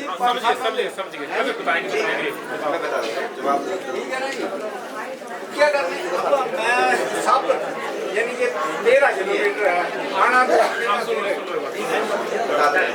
देखिए आप इनको अच्छा मकान आप नहीं बना सकते, देखो ना जी, कहाँ मैं मकान बना सकता था, 8 कनाल जगह है। ये क्या बोल रहे हैं, देखिए मेरे ख्याल से ऐसे हो सकता है सर और आप दे दिया। आप जो है आपका नाम है प्रकाश जी ना, ओम प्रकाश। देखो ओम प्रकाश जी जैसे लोग और भी होंगे जो पहले जब एयरपोर्ट बना है उस एयरपोर्ट के टाइम पे जिन लोगों को जमीन गई होगी, ध्यान से सुन लीजिए सारे लोग है ना, क्योंकि मेरे को लगता है हमें आगे वाली मीटिंग में भी इस तरीके कैसे करेंगे जी। कृपया ध्यान दीजिएगा, जो बातें बताई जा रही हैं आधे क्वेश्चन आपके यहीं से सॉल्व हो जाएंगे आपके लिए। देखिए यहाँ पे मेरे ख्याल से जो हमारे बहुत सारे हमारे नए नौजवान ऑफिसर्स भी हैं और हम बहुत सारे लोगों के लिए पहली बार का भी ऐसा हो सकता है कि लैंड एक्विजिशन पहली टाइम है और आप लोग इस समस्या से गुजर चुके हो और जैसे हम लोगों ने बहुत सारे प्रोजेक्ट करे हैं तो हमें इस तरह की जानकारी भी है। तो हम ये बता दें कि जिन लोगों को सेकेंड टाइम जिन लोगों की लैंड एक्विजिशन हो रही है, एक तो उनके लिए स्पेशल प्राविधान है नियम में, सारे लोग इसको नोट करके रखें। स्पेशल प्राविधान है उनके लिए, जो रेट ऑफ कंपनसेशन है वो भी डिफरेंट है और इसमें सुप्रीम कोर्ट की भी रेगुलेशन मतलब वो है रूलिंग है कि पहले तो ऐसा करा जाए कि भाई उनको विस्थापन की स्थिति नहीं होनी चाहिए, ऐसा देखा जाए जो पहली बार हो चुके हैं तो उसमें सरकार मतलब सरकारी देंगे, उसमें ध्यान देंगे। लेकिन अगर ऐसी स्थिति बनती है तो उनको कंपनसेशन भी उनका एक अलग तरीके से, उनका नॉर्मल नहीं है जिनका फर्स्ट टाइम होगा, तो ये नियम उन सभी लोगों पे लागू होगा जो सेकेंड टाइम ऐसी स्थिति में आएंगे कि भाई उनको इस जमीन से उनको फिर प्रभावित होंगे। ठीक है सर, तो आपका जो कंप्लेंट है वो हम ले लिए हैं और इसको हम स्पेशली भी रिकमेंड इसी तरीके से करेंगे जैसे हमने बोला है कि भाई ये सेकेंड टाइम ये इससे प्रभावित होंगे, इसलिए इनका कंपनसेशन भी इस नियम के आधार पे और सेपरेटली जो सुप्रीम कोर्ट का नियम है उसके आधार पर भी और जो सेकेंड टाइम जो ये प्रभावित हो रहे हैं उसके आधार पर भी इनको कंसीडर करा जाए। ठीक है सर, थैंक यू। क्यों वाले थे बोलना चाहते थे, बोलना चाहते बोलना कैसे सब हाँ लिख दो ना, जिन्होंने अपने रिक्शावालों वाले अपने एप्लीकेशन दे दो। हेलो, एक minute area mic Pankaj ji इसमें दो माइक ये रखो, इकट्ठा मेरे पास ही आएंगे सारे बात। बात ऐसे है, जो हमारी पल्ले में जमीन है, माता जी नाम क्या? नाम सुलोचना देवी, और गांव कौन सा आपका? ये विशाल। जी बताएं। जो पल्ले में हमारी 4 ये जमीन है, वो कहीं भी बीच में आगे पीछे कोई रास्ता नहीं रहा है। इससे हम सोच रहे हैं कि आप बेहतर करें, उसको भी साथ ले लें तो अच्छा होगा, नहीं तो हमारा बड़ा मुश्किल हो जाएगा। क्योंकि हमारे पास जहाँ मकान है वहाँ पर तो जमीन है नहीं, तो हम मकान कैसे बनाएंगे, तो कैसे हमारी स्थिति होगी। दुकान के साथ है दुकान में, और जो आपने कहा वो बहुत हमें जानकारी अच्छी मिली है, और हमें इस बात की बहुत खुशी है कि आपने हमारे गांव में आकर हमें अच्छा सुझाव दिया। इसके अलावा कोई भी किसी की बात छुट्टी होती तो हम आपको फिर करेंगे और हम जाएंगे। धन्यवाद आगे वाला कॉल जी। और इसमें क्यूडी कर लो। ऐसे ये भी सभी के लिए और उन सब लोगों के लिए जो लोग इस तरीके की परिस्थिति में आएंगे। हेलो, या ये वाला जो सवाल था माता जी का, सुलोचना देवी जी का, ये इसमें भी बहुत सारे लोग होंगे जो ऐसी परिस्थिति में आएंगे कि भाई उनकी जमीन होगी और रास्ता वहाँ का नहीं बनेगा। तो ऐसा मतलब ये भी होता है कि अगर जमीन जैसे ज़्यादा है तो सरकार भी कोशिश करेगी कि भाई उसको अगर ज़्यादा जमीन लेती तो ज़्यादा पैसा देना पड़ता है, लेकिन उसमें ये जरूर होगा कि भाई जिसका एक्सेस नहीं रहेगा, जिसका जमीन में जाने का रास्ता नहीं रहेगा, ऐसी सारी जमीनों की भी एक्विजिशन करी जाए, इसको भी हम आगे संपूर्ति कर देंगे। ठीक है, थैंक यू। नेक्स्ट। सर मेरी बात ये है कि जैसे आप कि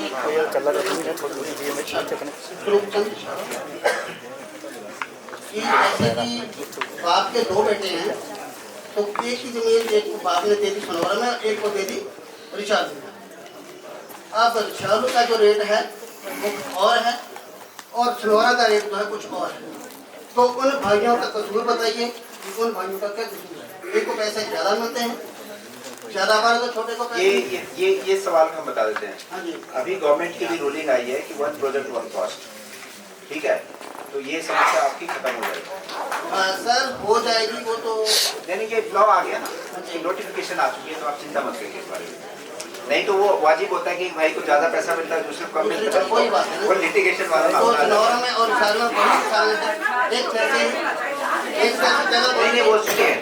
इसको सवाल का सीधा जवाब है 1 प्रोजेक्ट 1 कॉस्ट। ठीक है,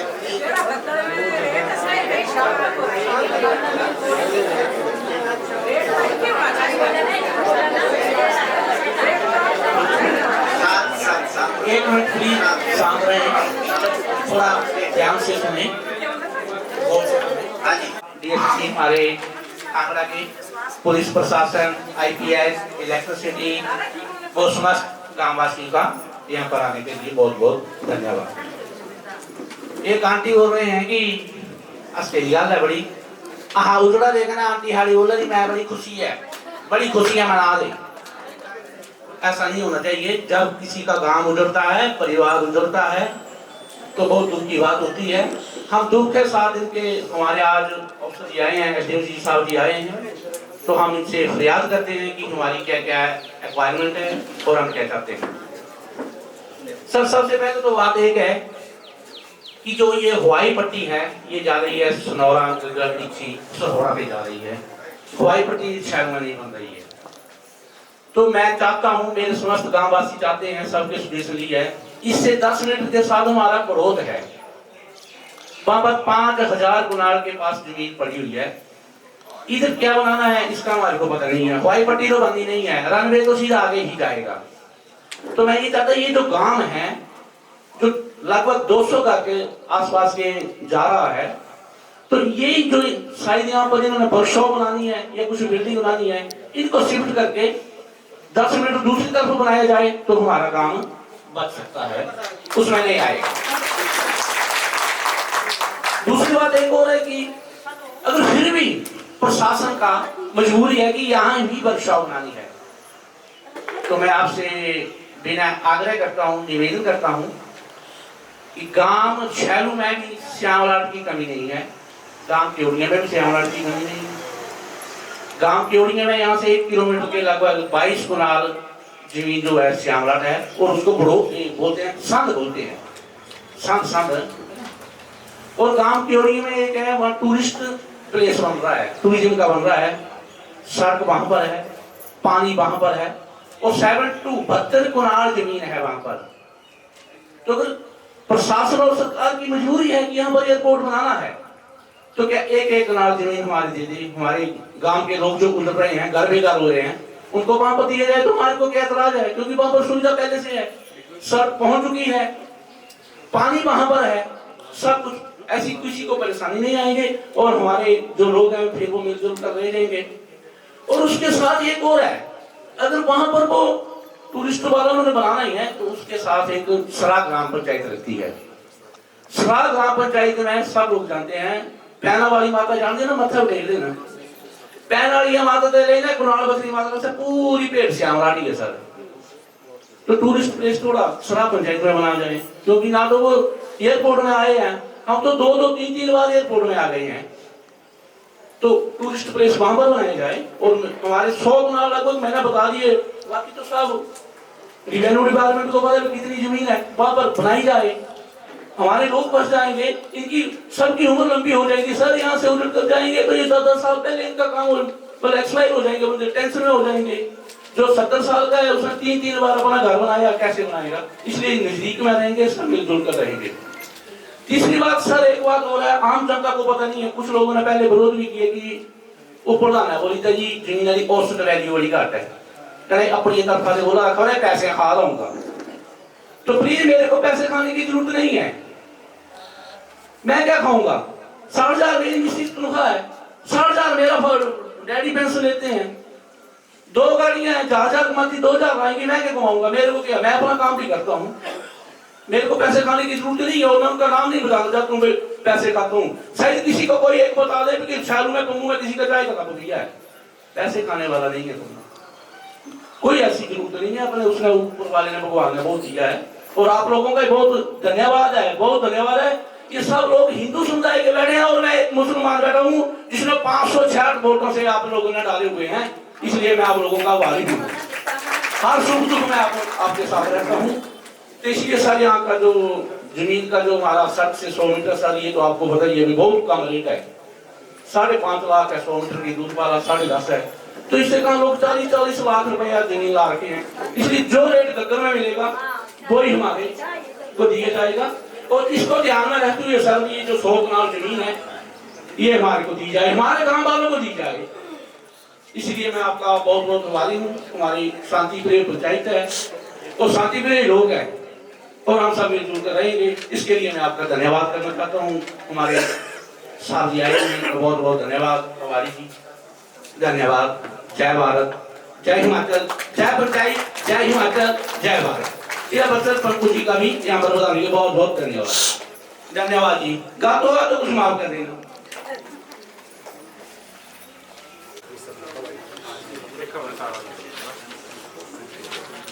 जो आपने अल्टरनेटिव बताया वो सर सबसे पहले तो ऑल द डिग्री ये लोग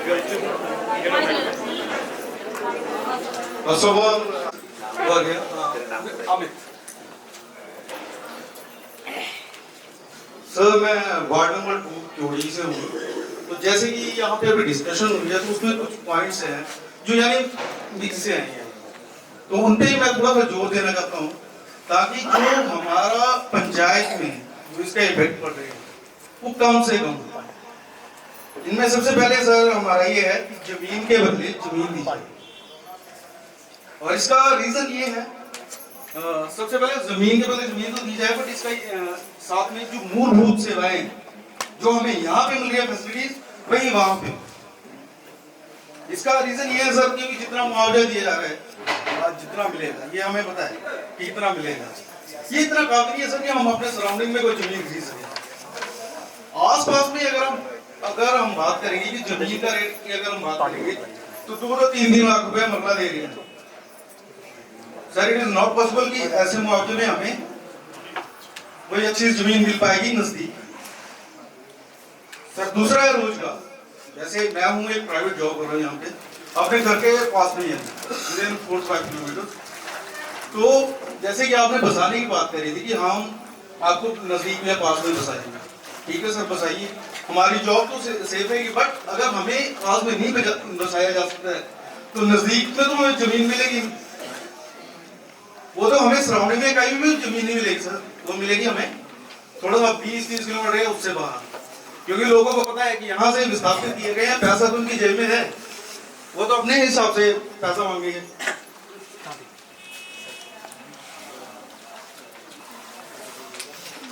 सर थर्ड है जो अभी प्रधान जी ने बात की थी कि जो लोग साथ में रहना चाहते हैं, कम्युनिटी बनती है सब लोगों से, और एक गांव बनता है जब लोग धीरे धीरे उस कम्युनिटी में आना शुरू होते हैं। तो मैं यही चाहता हूं कि जैसा कि प्रधान जी ने बताया कि एक दूसरे का सुख दुख में साथ देने वाले हम ही हैं, क्योंकि जो गांव बना है वो एक लोगों से नहीं बना है, वो पूरी कम्युनिटी धीरे धीरे बनता है।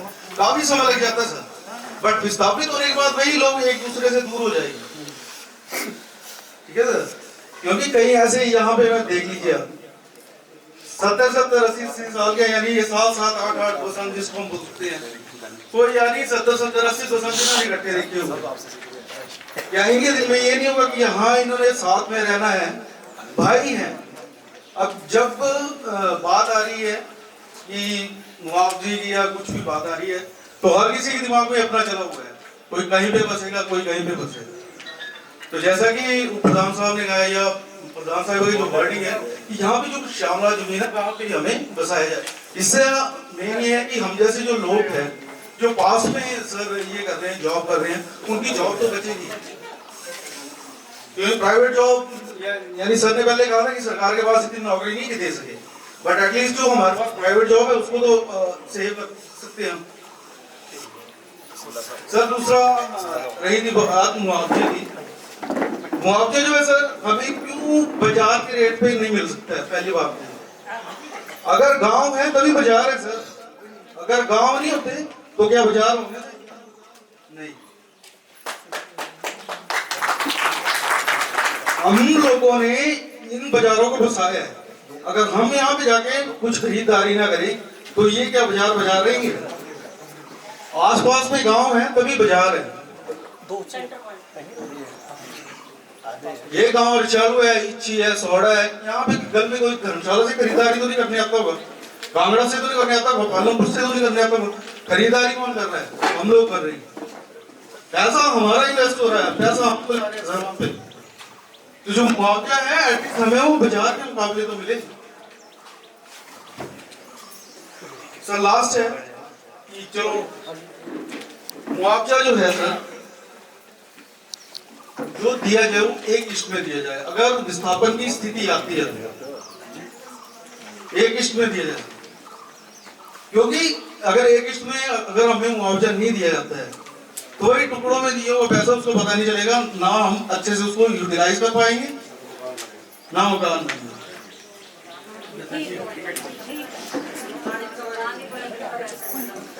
तथा अगर विस्थापन की स्थिति आती है सर, क्योंकि घर से घर टूटेगा, मैं मिनिमम 2 साल की अवधि लेके चलता हूँ कि कम से कम 2 साल दिए जाएं लोगों को, ताकि वो सोच सके क्या करना है, कैसे करना है। विनती तो ये रहेगी कि यहाँ पे जो श्यामनाथ है वहीं पे जो विस्थापित हो रहे हैं उनको बसाया जाए, जमीन वहीं से मिले।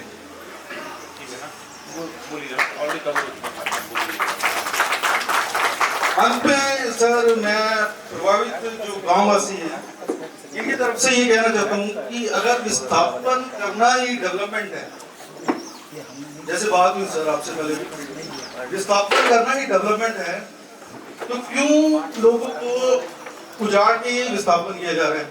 आपके पास लैंड है, रेवेन्यू डिपार्टमेंट का सारी बोर्ड होता है कि कहाँ पे आपको अच्छा भूमि मिल सकती है, ताकि ये खुशहाल जो गांव है उनको उजाड़ा ना जाए, ये विस्थापन ही है सर। विस्थापन में हम मानते कि विस्थापन में फैसिलिटीज मिलेंगी, बट ये विस्थापन ही उजाड़ना है।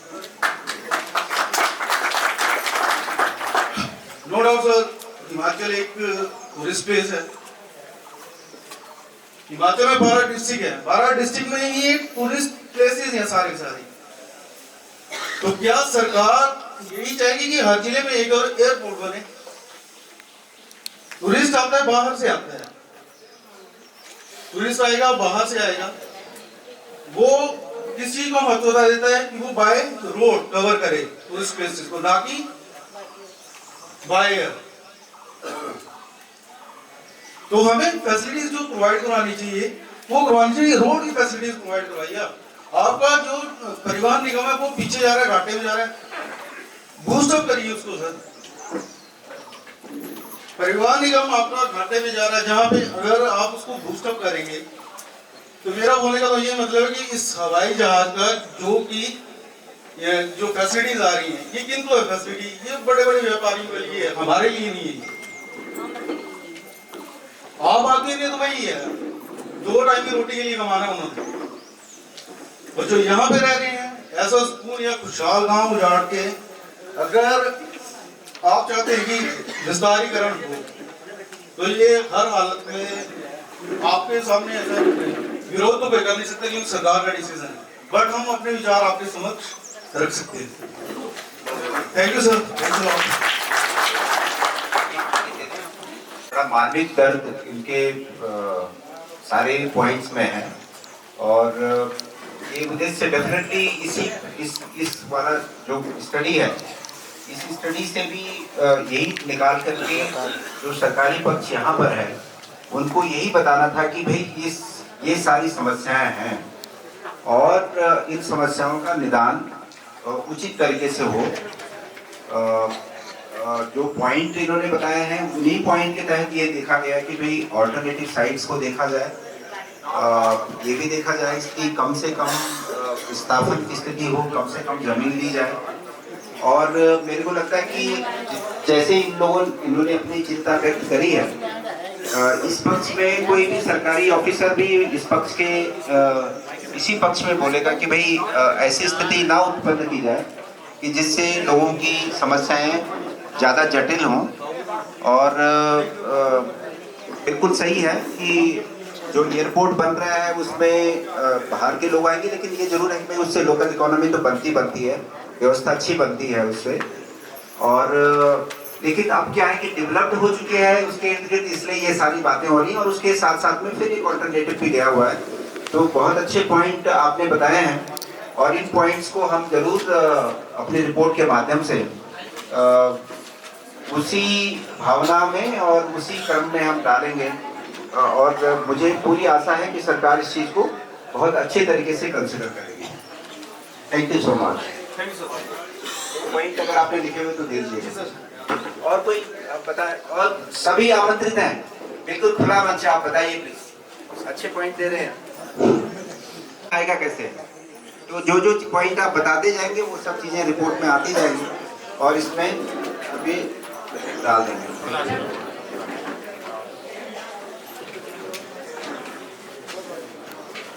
माननीय एसडीएम साहब ठाकुर, माननीय एसडीएम साहब कांगड़ा, डीएसपी साहब कांगड़ा, आए हुए एसडीओ साहब और बाकी आए हुए डिग्नेटरी जैसे तहसीलदार है हमारे, जैसे और डिपार्टमेंट्स के जितने भी अधिकारी यहाँ पर आए हुए हैं, आप सभी का बहुत बहुत हार्दिक अभिनंदन, बहुत बहुत स्वागत कि आप जन समस्या सुनने के लिए यहाँ पर उपस्थित हुए। और सबसे पहले आपसे भी पहले क्षमा चाहूँगी, मैं अपनी जनता को वेलकम करूँगी क्योंकि जनता के चेहरों को देखकर ऐसा लग रहा है कि उनके चेहरों में ऐसा दर्द निकल के सामने आ रहा है कि वो अपना दुखड़ा आपको सुनाना चाहते हैं, कि वो ये बोलना चाहते हैं कि विस्थापन का दर्द क्या होता है। कुछ लोग शायद यहाँ पर ये भी बोल रहे हैं कि हमारी ज़मीन ले लो, क्योंकि हमारी ज़मीन कवर हो गई है चारों तरफ से, वहाँ पर हम खेती नहीं कर सकते, वहाँ पर हम जा नहीं सकते। तो ये नहीं है कि वो अपनी इच्छा से बोल रहे हैं, वो इसलिए है क्योंकि जो पहली बार विस्थापन हुआ था, पहली बार जो हवाई पट्टी के कारण जो जिनकी जमीनें गई थी, वो इतने दुखी हो चुके हैं कि अब बोल रहे हैं ले लो, बस एक बार में ही ले लो। पर ये मैं सभी डिग्नेटरीज को बता देना चाहती हूँ, मैं सरकार को भी बता देना चाहती हूँ कि वो अपने मन से कोई भी नहीं बोल रहा है, सभी दुखी होके बोल रहे हैं कि ले लो। तो आप एक उनके चेहरे पर मानवीय दर्द देखें कि आपसी भाईचारे से बिछुड़ने का दर्द, सामाजिक असुरक्षा का डर, साथ में बाकी सारी जितना भी हमारा सामाजिक दायरा है उससे बिछड़ने का दर्द, वो आप मैं सभी डिग्निटरी को बताना चाहती हूँ कि आप इनके चेहरों में देख सकते हैं किस तरह से सबके चेहरे उतरे हुए हैं। मैं भी इस मुहिम में अफेक्ट हो रही हूँ, तो मैं समझ सकती हूँ कि जिनकी ज़मीनें, जिनका घर उजड़ता है, उनका दर्द क्या होता है। तो ये दुखी होकर अपनी आत्मा से बोल रहे हैं कि हमारे घर ले जाओ, हमारी ज़मीनें ले जाओ, बस एक बार में हमें फ्री कर दो। तो ये सेंटर की, ये शायद सरकार की डेवलपमेंटल प्लान है जो शायद रोके नहीं जा सकते। पर पहली बात तो ये है कि जो एक बार अफेक्ट हुए हैं, हमारी कितनी पीढ़ियां अफेक्ट हुई हैं। हमारे दादाओं परदादाओं ने इस विस्थापन का दर्द देखा है, हमारे जो पुरखे हैं, हमारे जो माता पिता हैं, उन्होंने इस विस्थापन का दर्द देखा है। तीसरी पीढ़ी हम है और अगली पीढ़ी हमारे बच्चे हैं आगे, वो भी इस विस्थापन के दर्द को झेल रहे हैं। तो आप समझ सकते हैं कि बार बार उन्हीं बंदों को अफेक्ट करना कितना अमानवीय है। इसलिए मैं तो मैं भी अपने यही बोलना चाहूंगी कि मेरा भी मन विस्थापन के लिए बिल्कुल भी एग्री नहीं है, परंतु जैसे कि ये सरकार की स्कीमें होती हैं, बोलते हैं कि रुक नहीं सकती, ये डेवलपमेंट के लिए कुछ ना कुछ बलिदान करने पड़ते हैं। कोई बात नहीं, बलिदान करने के लिए भी हम तैयार हैं, परंतु उसके बदले क्या हमें वो सुविधाएं, वो सामाजिक सुरक्षा, वो एक भाईचारा, वो आपसी जो रोज मिलने वाले लोग हैं, क्या वो मिल पाएंगे? क्या हम एक अपने सामाजिक दायरे को छोड़कर कहां भटकते फिरेंगे? इसलिए जनता की ओर से मैं आपके समक्ष ये मांग रखना चाहती हूँ कि हमें, अगर विस्थापन आपने देना ही है तो हमें उचित मुआवजा दिया जाए। उचित मुआवजा जैसा गगल या किसी भी कमर्शियल प्लेस के लिए दिया जाता है, वैसा ही मुआवजा हमें दिया जाए। जैसे अमित भाई ने बिल्कुल ठीक बोला कि कोई भी बाजार अगर सेटल होता है तो आसपास के गांव ही वहां पर उसको सेटल करने में उसकी मदद करते हैं, वहां पर वही लोग खरीदारी करते हैं, कोई धर्मशाला से नहीं आता, कोई कांगड़ा से नहीं आता। तो मुआवजा जो है उनके लिए अलग और हमारे लिए अलग नहीं होना चाहिए, मुआवजा सबके लिए एक जैसा होना चाहिए। दूसरी मांग, हमें जितने भी परिवार प्रभावित होते हैं, सब परिवारों के एक एक आदमी को सरकारी नौकरी मिलनी चाहिए। तीसरी, जमीन के बदले जमीन मिलनी चाहिए, चाहे हमारी 5 कनाल जमीन जाए, चाहे हमारी 10 कनाल जमीन जाए, उससे शायद ये दर्द हमारा कम हो सके। और अगर ऐसा ना किया गया तो हम बिल्कुल भी इस चीज के लिए एग्री नहीं है। जमीन के बदले जमीन, और जमीन भी ऐसा नहीं है कि आप हमें कोई जंगल में दे दो, आप हमें कहीं हरनेरा में दे दो, आप हमें कहीं बड़ों में दे दो। हमें जमीन चाहिए 4-5 किलोमीटर के दायरे में, जहां पर बिजली, पानी, सड़क, हॉस्पिटल, स्कूल, कॉलेज, जितने भी हमारे नियर बाई के ऑफिस हैं, हेडक्वार्टर्स हैं, हमें जाने में कोई दिक्कत ना हो। हमें 4-5 किलोमीटर के दायरे में ही ये सब सुविधाएं चाहिए। अगली बात, हमें जिस तरह से मैं पहले भी बोल चुकी हूँ, हमारी तीसरी पीढ़ी प्रभावित हो रही है और चौथी भी इस तमाशे को देख रही है, तो उसको ध्यान में रखते हुए हमें सुविधा मिलनी चाहिए। हमारे लिए स्वास्थ्य की सुविधा, उसमें कंसेशन होना चाहिए। हमारे लिए एजुकेशन की सुविधा, उसमें कंसेशन होना चाहिए। क्योंकि अगर हम प्रभावित होते हैं, आप जैसे एसडीएम साहब बता चुके हैं कि ये प्रभाव हमें अफेक्ट तो करते हैं, पर इसके दूरगामी परिणाम अच्छे होते हैं। ये फ्रूट्स हमारे बच्चों को मिलते हैं। तो हमारे बच्चों के लिए ये सुविधाएं, एजुकेशन, हेल्थ और ये जितनी भी सुविधाएं हैं, जैसे कि हम अपनी ज़मीन, अपनी बसा हुआ गांव हम अपने हवाई अड्डे के विस्तार के लिए दे रहे हैं। तो अगर कोई, मेरी ये मांग है कि कोई मेडिकल इमरजेंसी होती है, कहीं हमें दूर जाना पड़ता है, तो वो मेडिकल इमरजेंसी में हमें फ्लाइट की सुविधा दी जाए।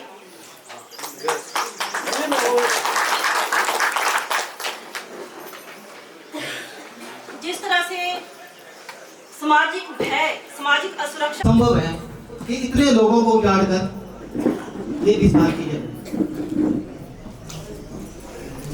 इतने लोग, कम से कम लोग अगर इसमें विस्थापित हो,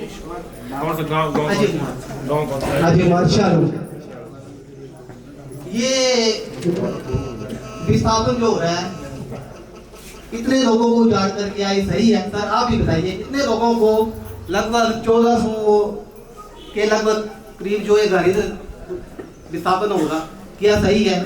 सरकार अच्छा काम कर रही है, अगर प्रैक्टिकल की दृष्टि से बनाना है तो इसके लिए कहीं और दूसरी ऐसी जगह देखी जाए जहाँ के लोगों को उजड़ने से बचाया जाए और एक बसा बसाया गाँव जो है उजड़ने से बच जाए। हमारी रिक्वेस्ट है आप सेंट्रल गवर्नमेंट या स्टेट गवर्नमेंट तक हमारी आवाज पहुँचाए कि इस गाँव को उजड़ने से बचाया जा सके। कहीं और जो खाली जगह है जहाँ कम विस्थापित हो वहाँ से देखा जाए। धन्यवाद सर। रखना चाहें जी, आइए।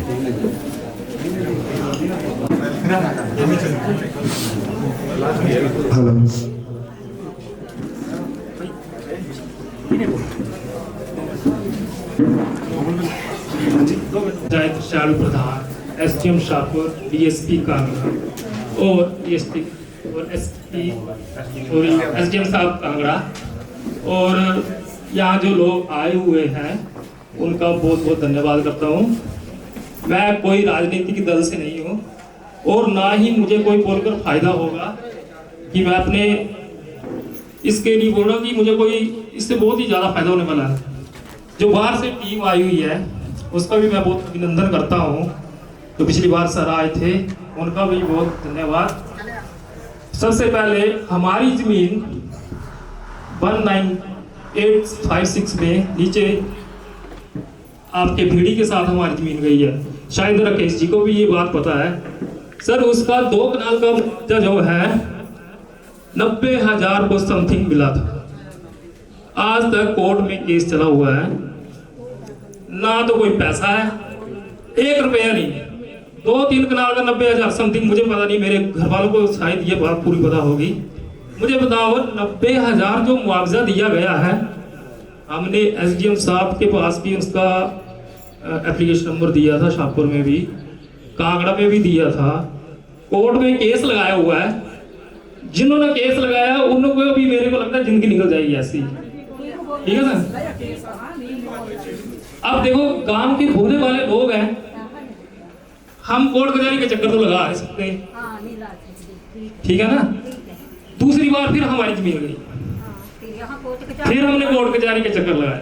हमें ऐसे बुलाया था एक बार, सिग्नेचर हुए और बोला गया कि आपकी जमीन जो है गवर्नमेंट के नाम हो चुकी है।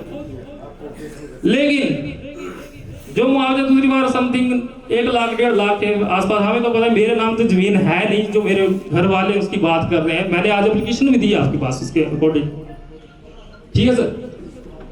उसका भी हमें कोई मुआवजा नहीं। हम वकील जी के पास जा रहे हैं तो वो बोलते हैं आपका मुआवजा रुका हुआ कहीं गवर्नमेंट की तरफ से। तो सर आज हम प्राइवेट नौकरी करते हैं, हमारे जो गांव के लोग हैं इनके बच्चे भी यहाँ पे कोई गग्गल में, हम के साथ ही गग्गल में उजड़े, इच्छी भी उजड़े। गग्गल में बहुत सारे हमारे बच्चे काम करते हैं। अगर गग्गल में हमें 15,000 सैलरी मिल रही है बिना किराया के, तो हम उसे भी क्यों चढ़ने दें, ठीक है सर। दूसरी बात ये, जैसे मैं अभी कांगड़ा जॉब करता हूँ, कांगड़ा का मेरा मैक्सिमम 40-50 रुपये का तेल लगता है बाइक में। अगर मुझे शाहपुर हरनेरा कहीं आप पहुंचा देते हैं तो मेरा तो कांगड़ा जाना पॉसिबल बिल्कुल भी नहीं, क्योंकि जो मुझे देंगे वो तो सारा मेरा तेल में निकल जाएगा। तीसरी बात, ये गांव सर अभी जो इस गांव का डेवलप हुआ है, पहले यहाँ गवर्नमेंट स्कूल नहीं था, बिजली प्रोवाइड नहीं मिलती थी, सड़क यहाँ नहीं थी, पुल नहीं थे, आज देखो हर स्कूल की बसेस यहाँ आती है, सेकंड हैंड आधुनिक। आपके जितने बड़े बड़े स्कूल है, कांगड़ा का है, डीएवी त्यारा के, मैक्सिमम लोगों के बच्चे त्यारा में पढ़ते हैं। अब देखो जब हमारे गांव के बच्चे हम जैसे अफसर बनने का मौका की खोज में अच्छे स्कूलों में हम लोग पढ़ा रहे हैं, प्राइवेट सेक्टर वाले भी पढ़ा रहे हैं, ताकि हमारे बच्चे भी आपकी तरह अफसर बने और कल को हम भी अच्छी लाइन में जाए। जब इस गांव का डेवलप हो गया है, अब गांव है, आपका पंचायत घर यहाँ पे है, स्कूल बन गया और छोटी छोटी चीज सारी यहाँ पे आ चुकी है। जब मैं अब देखो यहाँ के जो डॉक्टर लाइन के बच्चे यहाँ से निकले सर, हमारे ऊपर गांव है, वहां से लड़की डॉक्टर निकली है, यहाँ से एक नजदीक है वहां से लड़की डॉक्टर निकली हुई है। फिर कुछ बच्चे हमारे, मुझे पूरा याद भी नहीं है, कुछ हाँ एयरफोर्स में हुए, वो सारे प्राइवेट स्कूल में पढ़ के अच्छी शिक्षा प्रदान करके ही अच्छे स्कूल में पहुंचे हैं। जब उन्नति की तरफ हम जा रहे हैं तो हमारा अब उजड़ना क्यों आप ये करते हैं कि हम उजाड़ दें, हम पता नहीं कहाँ पहुंच जाएंगे। जहाँ से हमारे जो हम जैसे मोट कार्म स्कूल में बहुत सारे बच्चे पढ़ते हैं, हमारा ट्रैवलिंग का खर्चा बचता सारा। लोकल जितने भी हमारे जितने प्राइवेट सेक्टर के बच्चे जो हम यहाँ कमा रहे हैं, कोई छोटी छोटी दुकानों में लगे, कोई शोरूम में लगे हैं, तो वो कहाँ जाएंगे। मेरा तो पहले सर आपसे मेरी गुजारिश रहेगी, जो मैंने एप्लीकेशन आज डाली है मेरे घर वालों ने, उस पर आप गौर कीजिएगा। पहले मुझे उसका क्लेम तो करवाओ आप, ठीक है सर, क्योंकि हमें वही क्लेम नहीं मिला, हम उसके चक्कर काट रहे, पता नहीं कितनी वकीलों को फीसें दे चुके हैं, कोर्ट भी हमारा सुप्रीम कोर्ट में जाके केस लग चुका है। इसमें है हमने दी हुई एप्लीकेशन, आज दी सर, भूमि सिंह के नाम से होगी, ये वाली अलग कर देना, पुराने वाली केस ये वाली ना, पहले सर इसका क्लियर खाइए जो पुराने क्लेम है ना, फिर अगले की तरफ चलिए आप।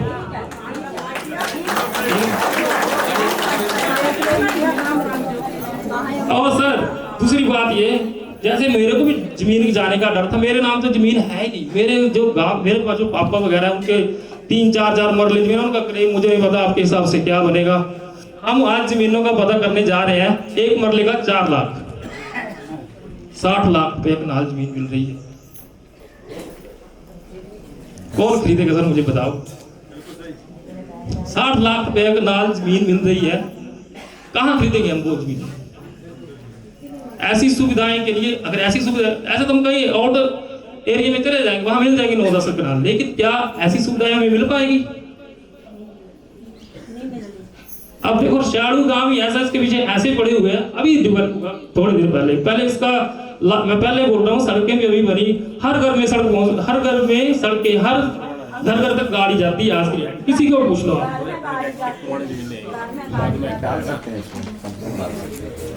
मैं देखो सर, आप मेरी बात आगे तक पहुंचाइए, मुझे कोई किसी का डर नहीं है, हमारा क्लेम आप करवाइए पहले, फिर हम ठीक है बड़े बड़े जहां जाएंगे, फायदा होगा, हमें कोई ये दिक्कत नहीं है इस चीज की, लेकिन हमें भी ऐसी जमीन दो आप, जैसे हम यहाँ रह रहे हैं, सेकंड हैंड की गाड़ियाँ यहाँ आती है, आधुनिक की गाड़ियाँ यहाँ आती है, आपके मोड गार्मल की गाड़ियाँ यहाँ आती है। अगर हमें कहीं शराब वगैरह में, तो ट्रैवलिंग में हमारा फिर तो वो जो फीस चली जाएगी। तो मैं ज्यादा आपका समय नहीं लूंगा, आप जरूर इस बात में विचार करें जो हमारी टीम आई हुई है, क्योंकि विस्थापन से हमें बहुत नुकसान होगा, कोई भी नहीं चाहता कि हमारा विस्थापन हो और किसी दूसरी जगह भेजा जाए। धन्यवाद। ये अभी मेरे को जरूर इस बात पे कहना है कि ये जो रिपोर्ट हमने लिखी, और इस रिपोर्ट में जब हम लोगों ने सारे आपके पॉइंट लिखे, और जब इसमें हम लोगों ने लिखा कि भाई हम लोग ऑल्टरनेटिव की बात हमने करी है, क्योंकि अभी तक आप हिंदुस्तान में जितनी रिपोर्ट बनी है सोशल इम्पैक्ट से रिलेटेड, बहुत कम लोगों ने सरकार की ही भाषा को बोल के सिर्फ उसी प्रोजेक्ट के बारे में बोला, और कहीं ऐसी अनुशंसा नहीं करी कि भाई इसके लिए ऑल्टरनेटिव प्लेस भी हो सकता है। तो मैं आपको बता सकता हूँ, मुझे इस बात बोलने में कोई हर्ज नहीं है आपके सबके सामने, कि आपके हाईएस्ट ऑफिस से मुझे ऑलरेडी आ चुका है कि भाई आप इसको पब्लिक हियरिंग करके जो आपने ये ऑल्टरनेटिव प्लेस बताए हैं, इनके बारे में हमें बताइए कि अगर हमारा इससे पैसा बचता है और लोगों की सुविधाओं को लोगों के घर गुजरने से बचते हैं तो आप हमें बताएं। तो ये मैसेजिंग हम लोगों ने अपने लेवल पर काफ़ी आगे कर दी है और मुझे डेफिनेटली आशा है कि जो यहाँ का जो एडमिनिस्ट्रेशन है वो भी आपकी भावनाओं को समझ करके वो उसी तरीके की रिपोर्ट को आगे अगर प्रदर्शित करता है तो आपकी बात को जरूर सुना जाना चाहिए। और हम आपके जो पॉइंट है उसके लिए हम ये भी जरूर लिखेंगे कि भाई जितना भी आपका जो पुराना भी इशूज है उसके लिए जो ये हमारे लेवल पे हम लिख सकते हैं सो कि जो भी आपका जो उसमें जो भी आपका कॉस्ट का जो भी निकला है या इवन यहाँ तक भी कि अगर आपको अपना केस के लिए लड़ना पड़ता है अपने अपने हक के लिए तो सरकार ही आपके लिए जो है बुकिंग की व्यवस्था दे और सरकार ही आपका केस भी लड़े, ये भी हम इसमें अपनी व्यवस्था करेंगे। जरूर तो ना बढ़ेगा भी बहुत, ठीक है जी, थैंक यू।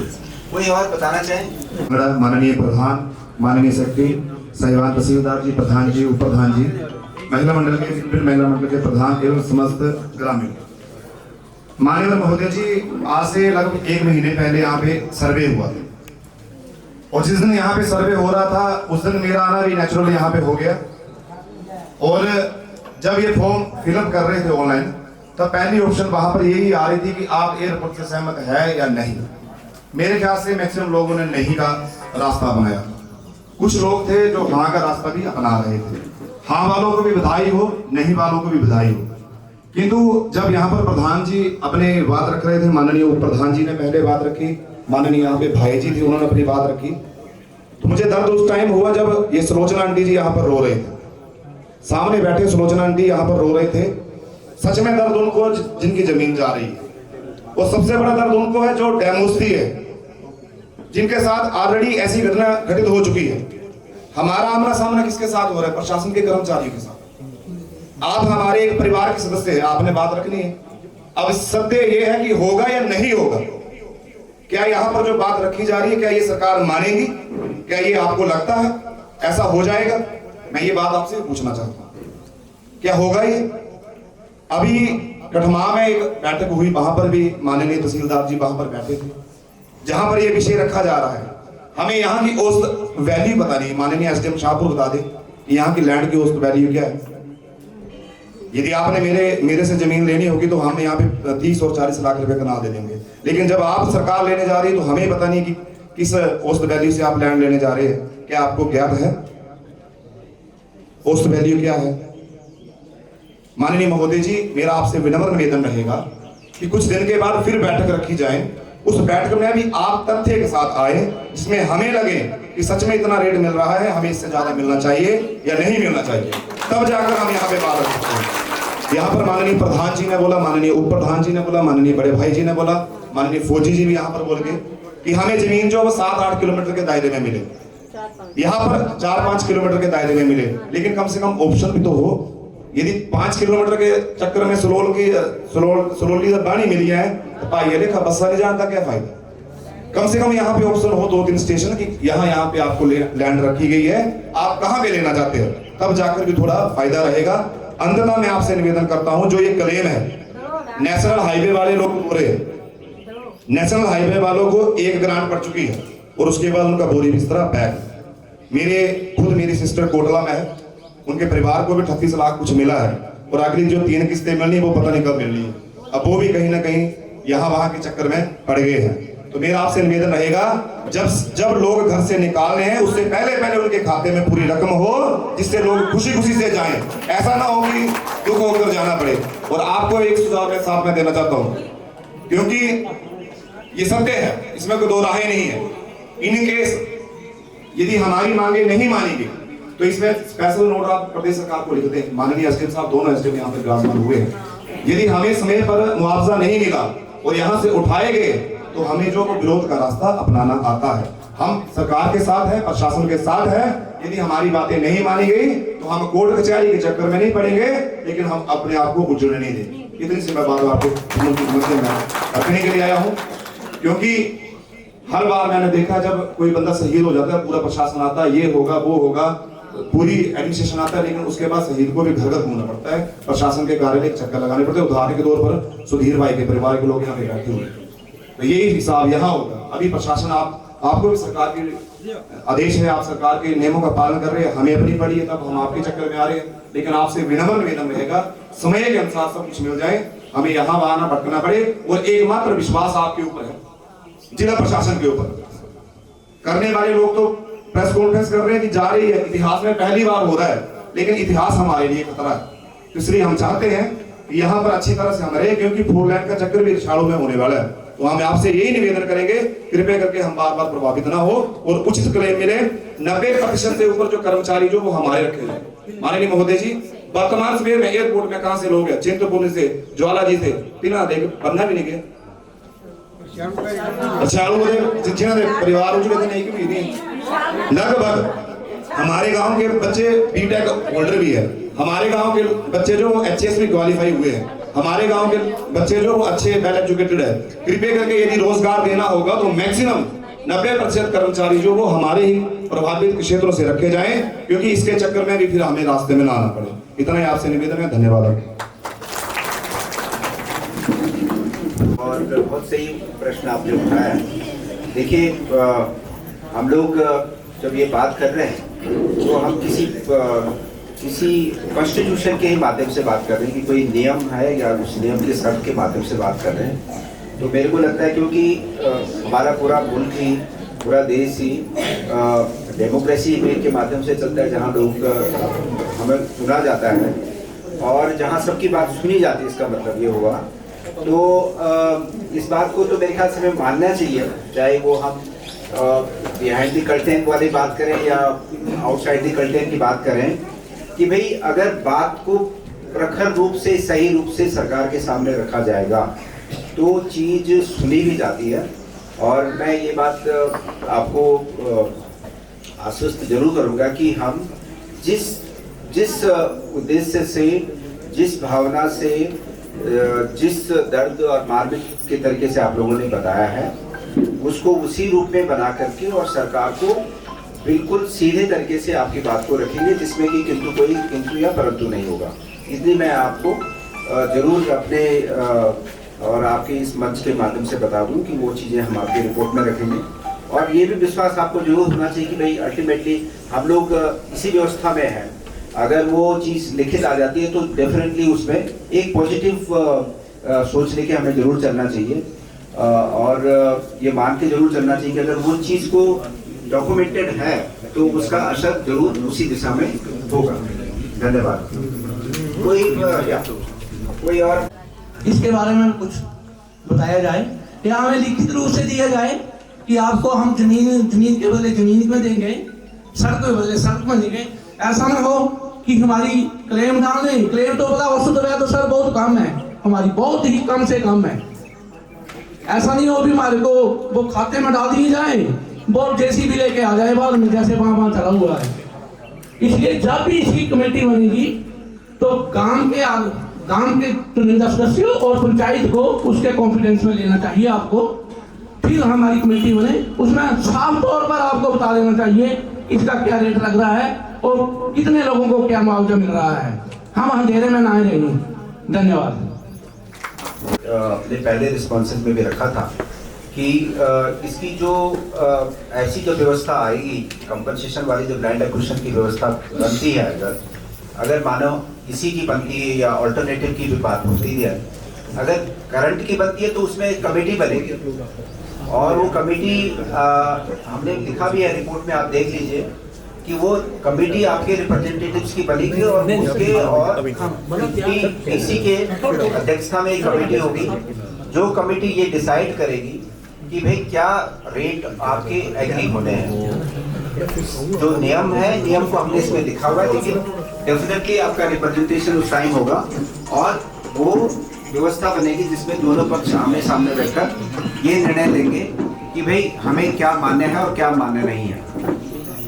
धन्यवाद।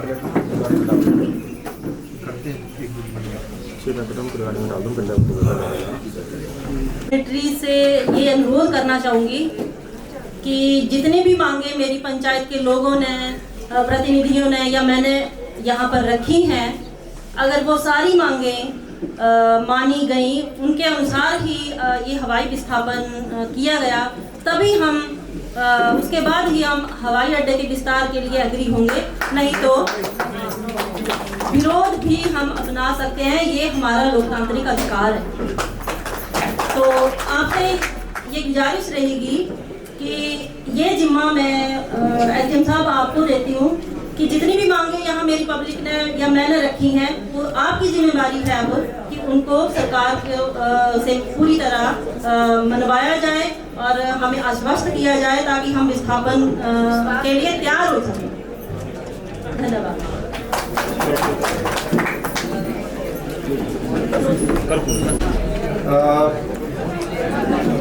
तो जैसे हम लोगों ने बताया, ये आपकी मेरे ख्याल से समय आ गया है कि हम लोगों ने लगभग सभी पक्ष पे, सभी बिंदुओं पर आपकी राय ली है और इसमें जितने भी पॉइंट आएंगे प्रधान जी आप जरूर देखिएगा कि वो सारे पॉइंट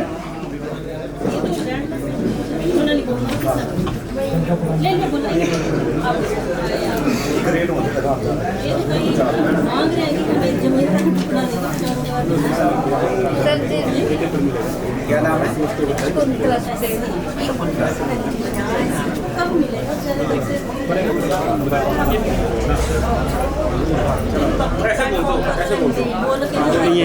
हमारे वाल ना जगह जमीन है ना मेरे वाल कोई कमाने वाला मुंडू है, मेरा सैलरी थोड़ा बढ़िया से लग्या दुकानों पर एक एप्लीकेशन दी ही सर की साड़ी मंजूर हो जाती है। कुछ नहीं है, एक कमरा बनाया दो से भी साढ़े ना नहीं है।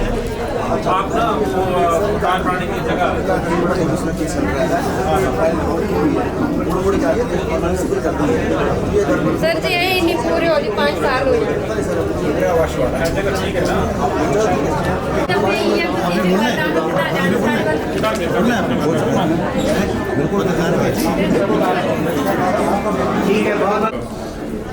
और कुछ लोगों के मुद्दे यहाँ पे आए थे बीच में कि जी रिगार्डिंग क्लेम्स के बारे में। तो मैं जैसे मेरे पास मैंने देखी थी जो चिट्ठी थी उन्होंने लिखी थी, वो 2013 के एक्ट से पहले अक्वायर हो गई थी लैंड, पुराने वाले रेट में अक्वायर हुई थी। जब मैंने स्टार्टिंग में आपको बताया था कि 2013 में एक लैंडमार्क एक्ट आया हुआ है ये जमीन अक्वायर करने के लिए। तो जो पुराने रेट है, पुराने एक्ट में आपकी जमीन अक्वायर हुई है। अभी जो अक्वायर होगी उसके रेट काफी अच्छे हैं, हर चीज दी हुई है। हमने जो ये रिपोर्ट थी आपके पंचायत में रखी थी, उसके बावजूद भी अगर आपने और भी लेनी है तो शेड्यूल 1 और शेड्यूल 2 है 2013 एक्ट का।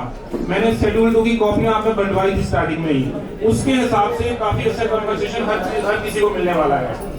हर जो सरकार की हमेशा कोशिश यही रहती है कि जो भी विस्थापित हो उनको जिस स्टेज पे आप रह रहे हैं, जो सुविधा आपको अभी है, बाद में भी आपको पूरी सुविधा मिलेगा। क्योंकि सरकार तो आप लोगों की है, सरकार जो है किसी को उजाड़ने के लिए नहीं बनी है, सरकार जो है आप लोगों के विकास के लिए बनी है।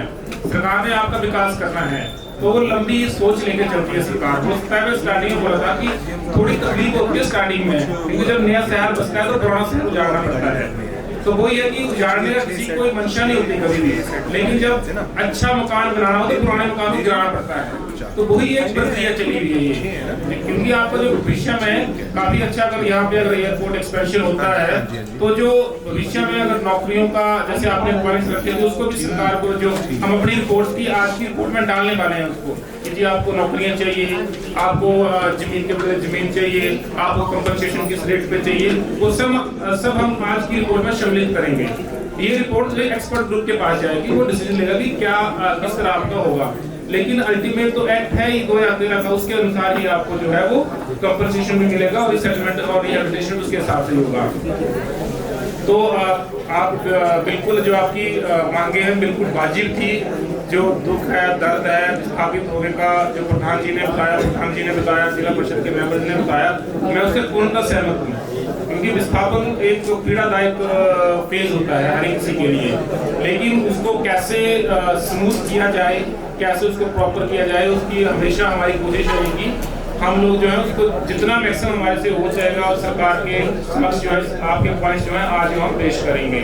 इसी के साथ मैं एक बार फिर से जो यहाँ लोग आए हैं उनका बहुत धन्यवाद करता हूँ। और भविष्य में भी अगर आपको कोई भी किसी तरह की समस्या है तो आप वो बता सकते हैं यहाँ पे, है ना। बहुत धन्यवाद सभी का।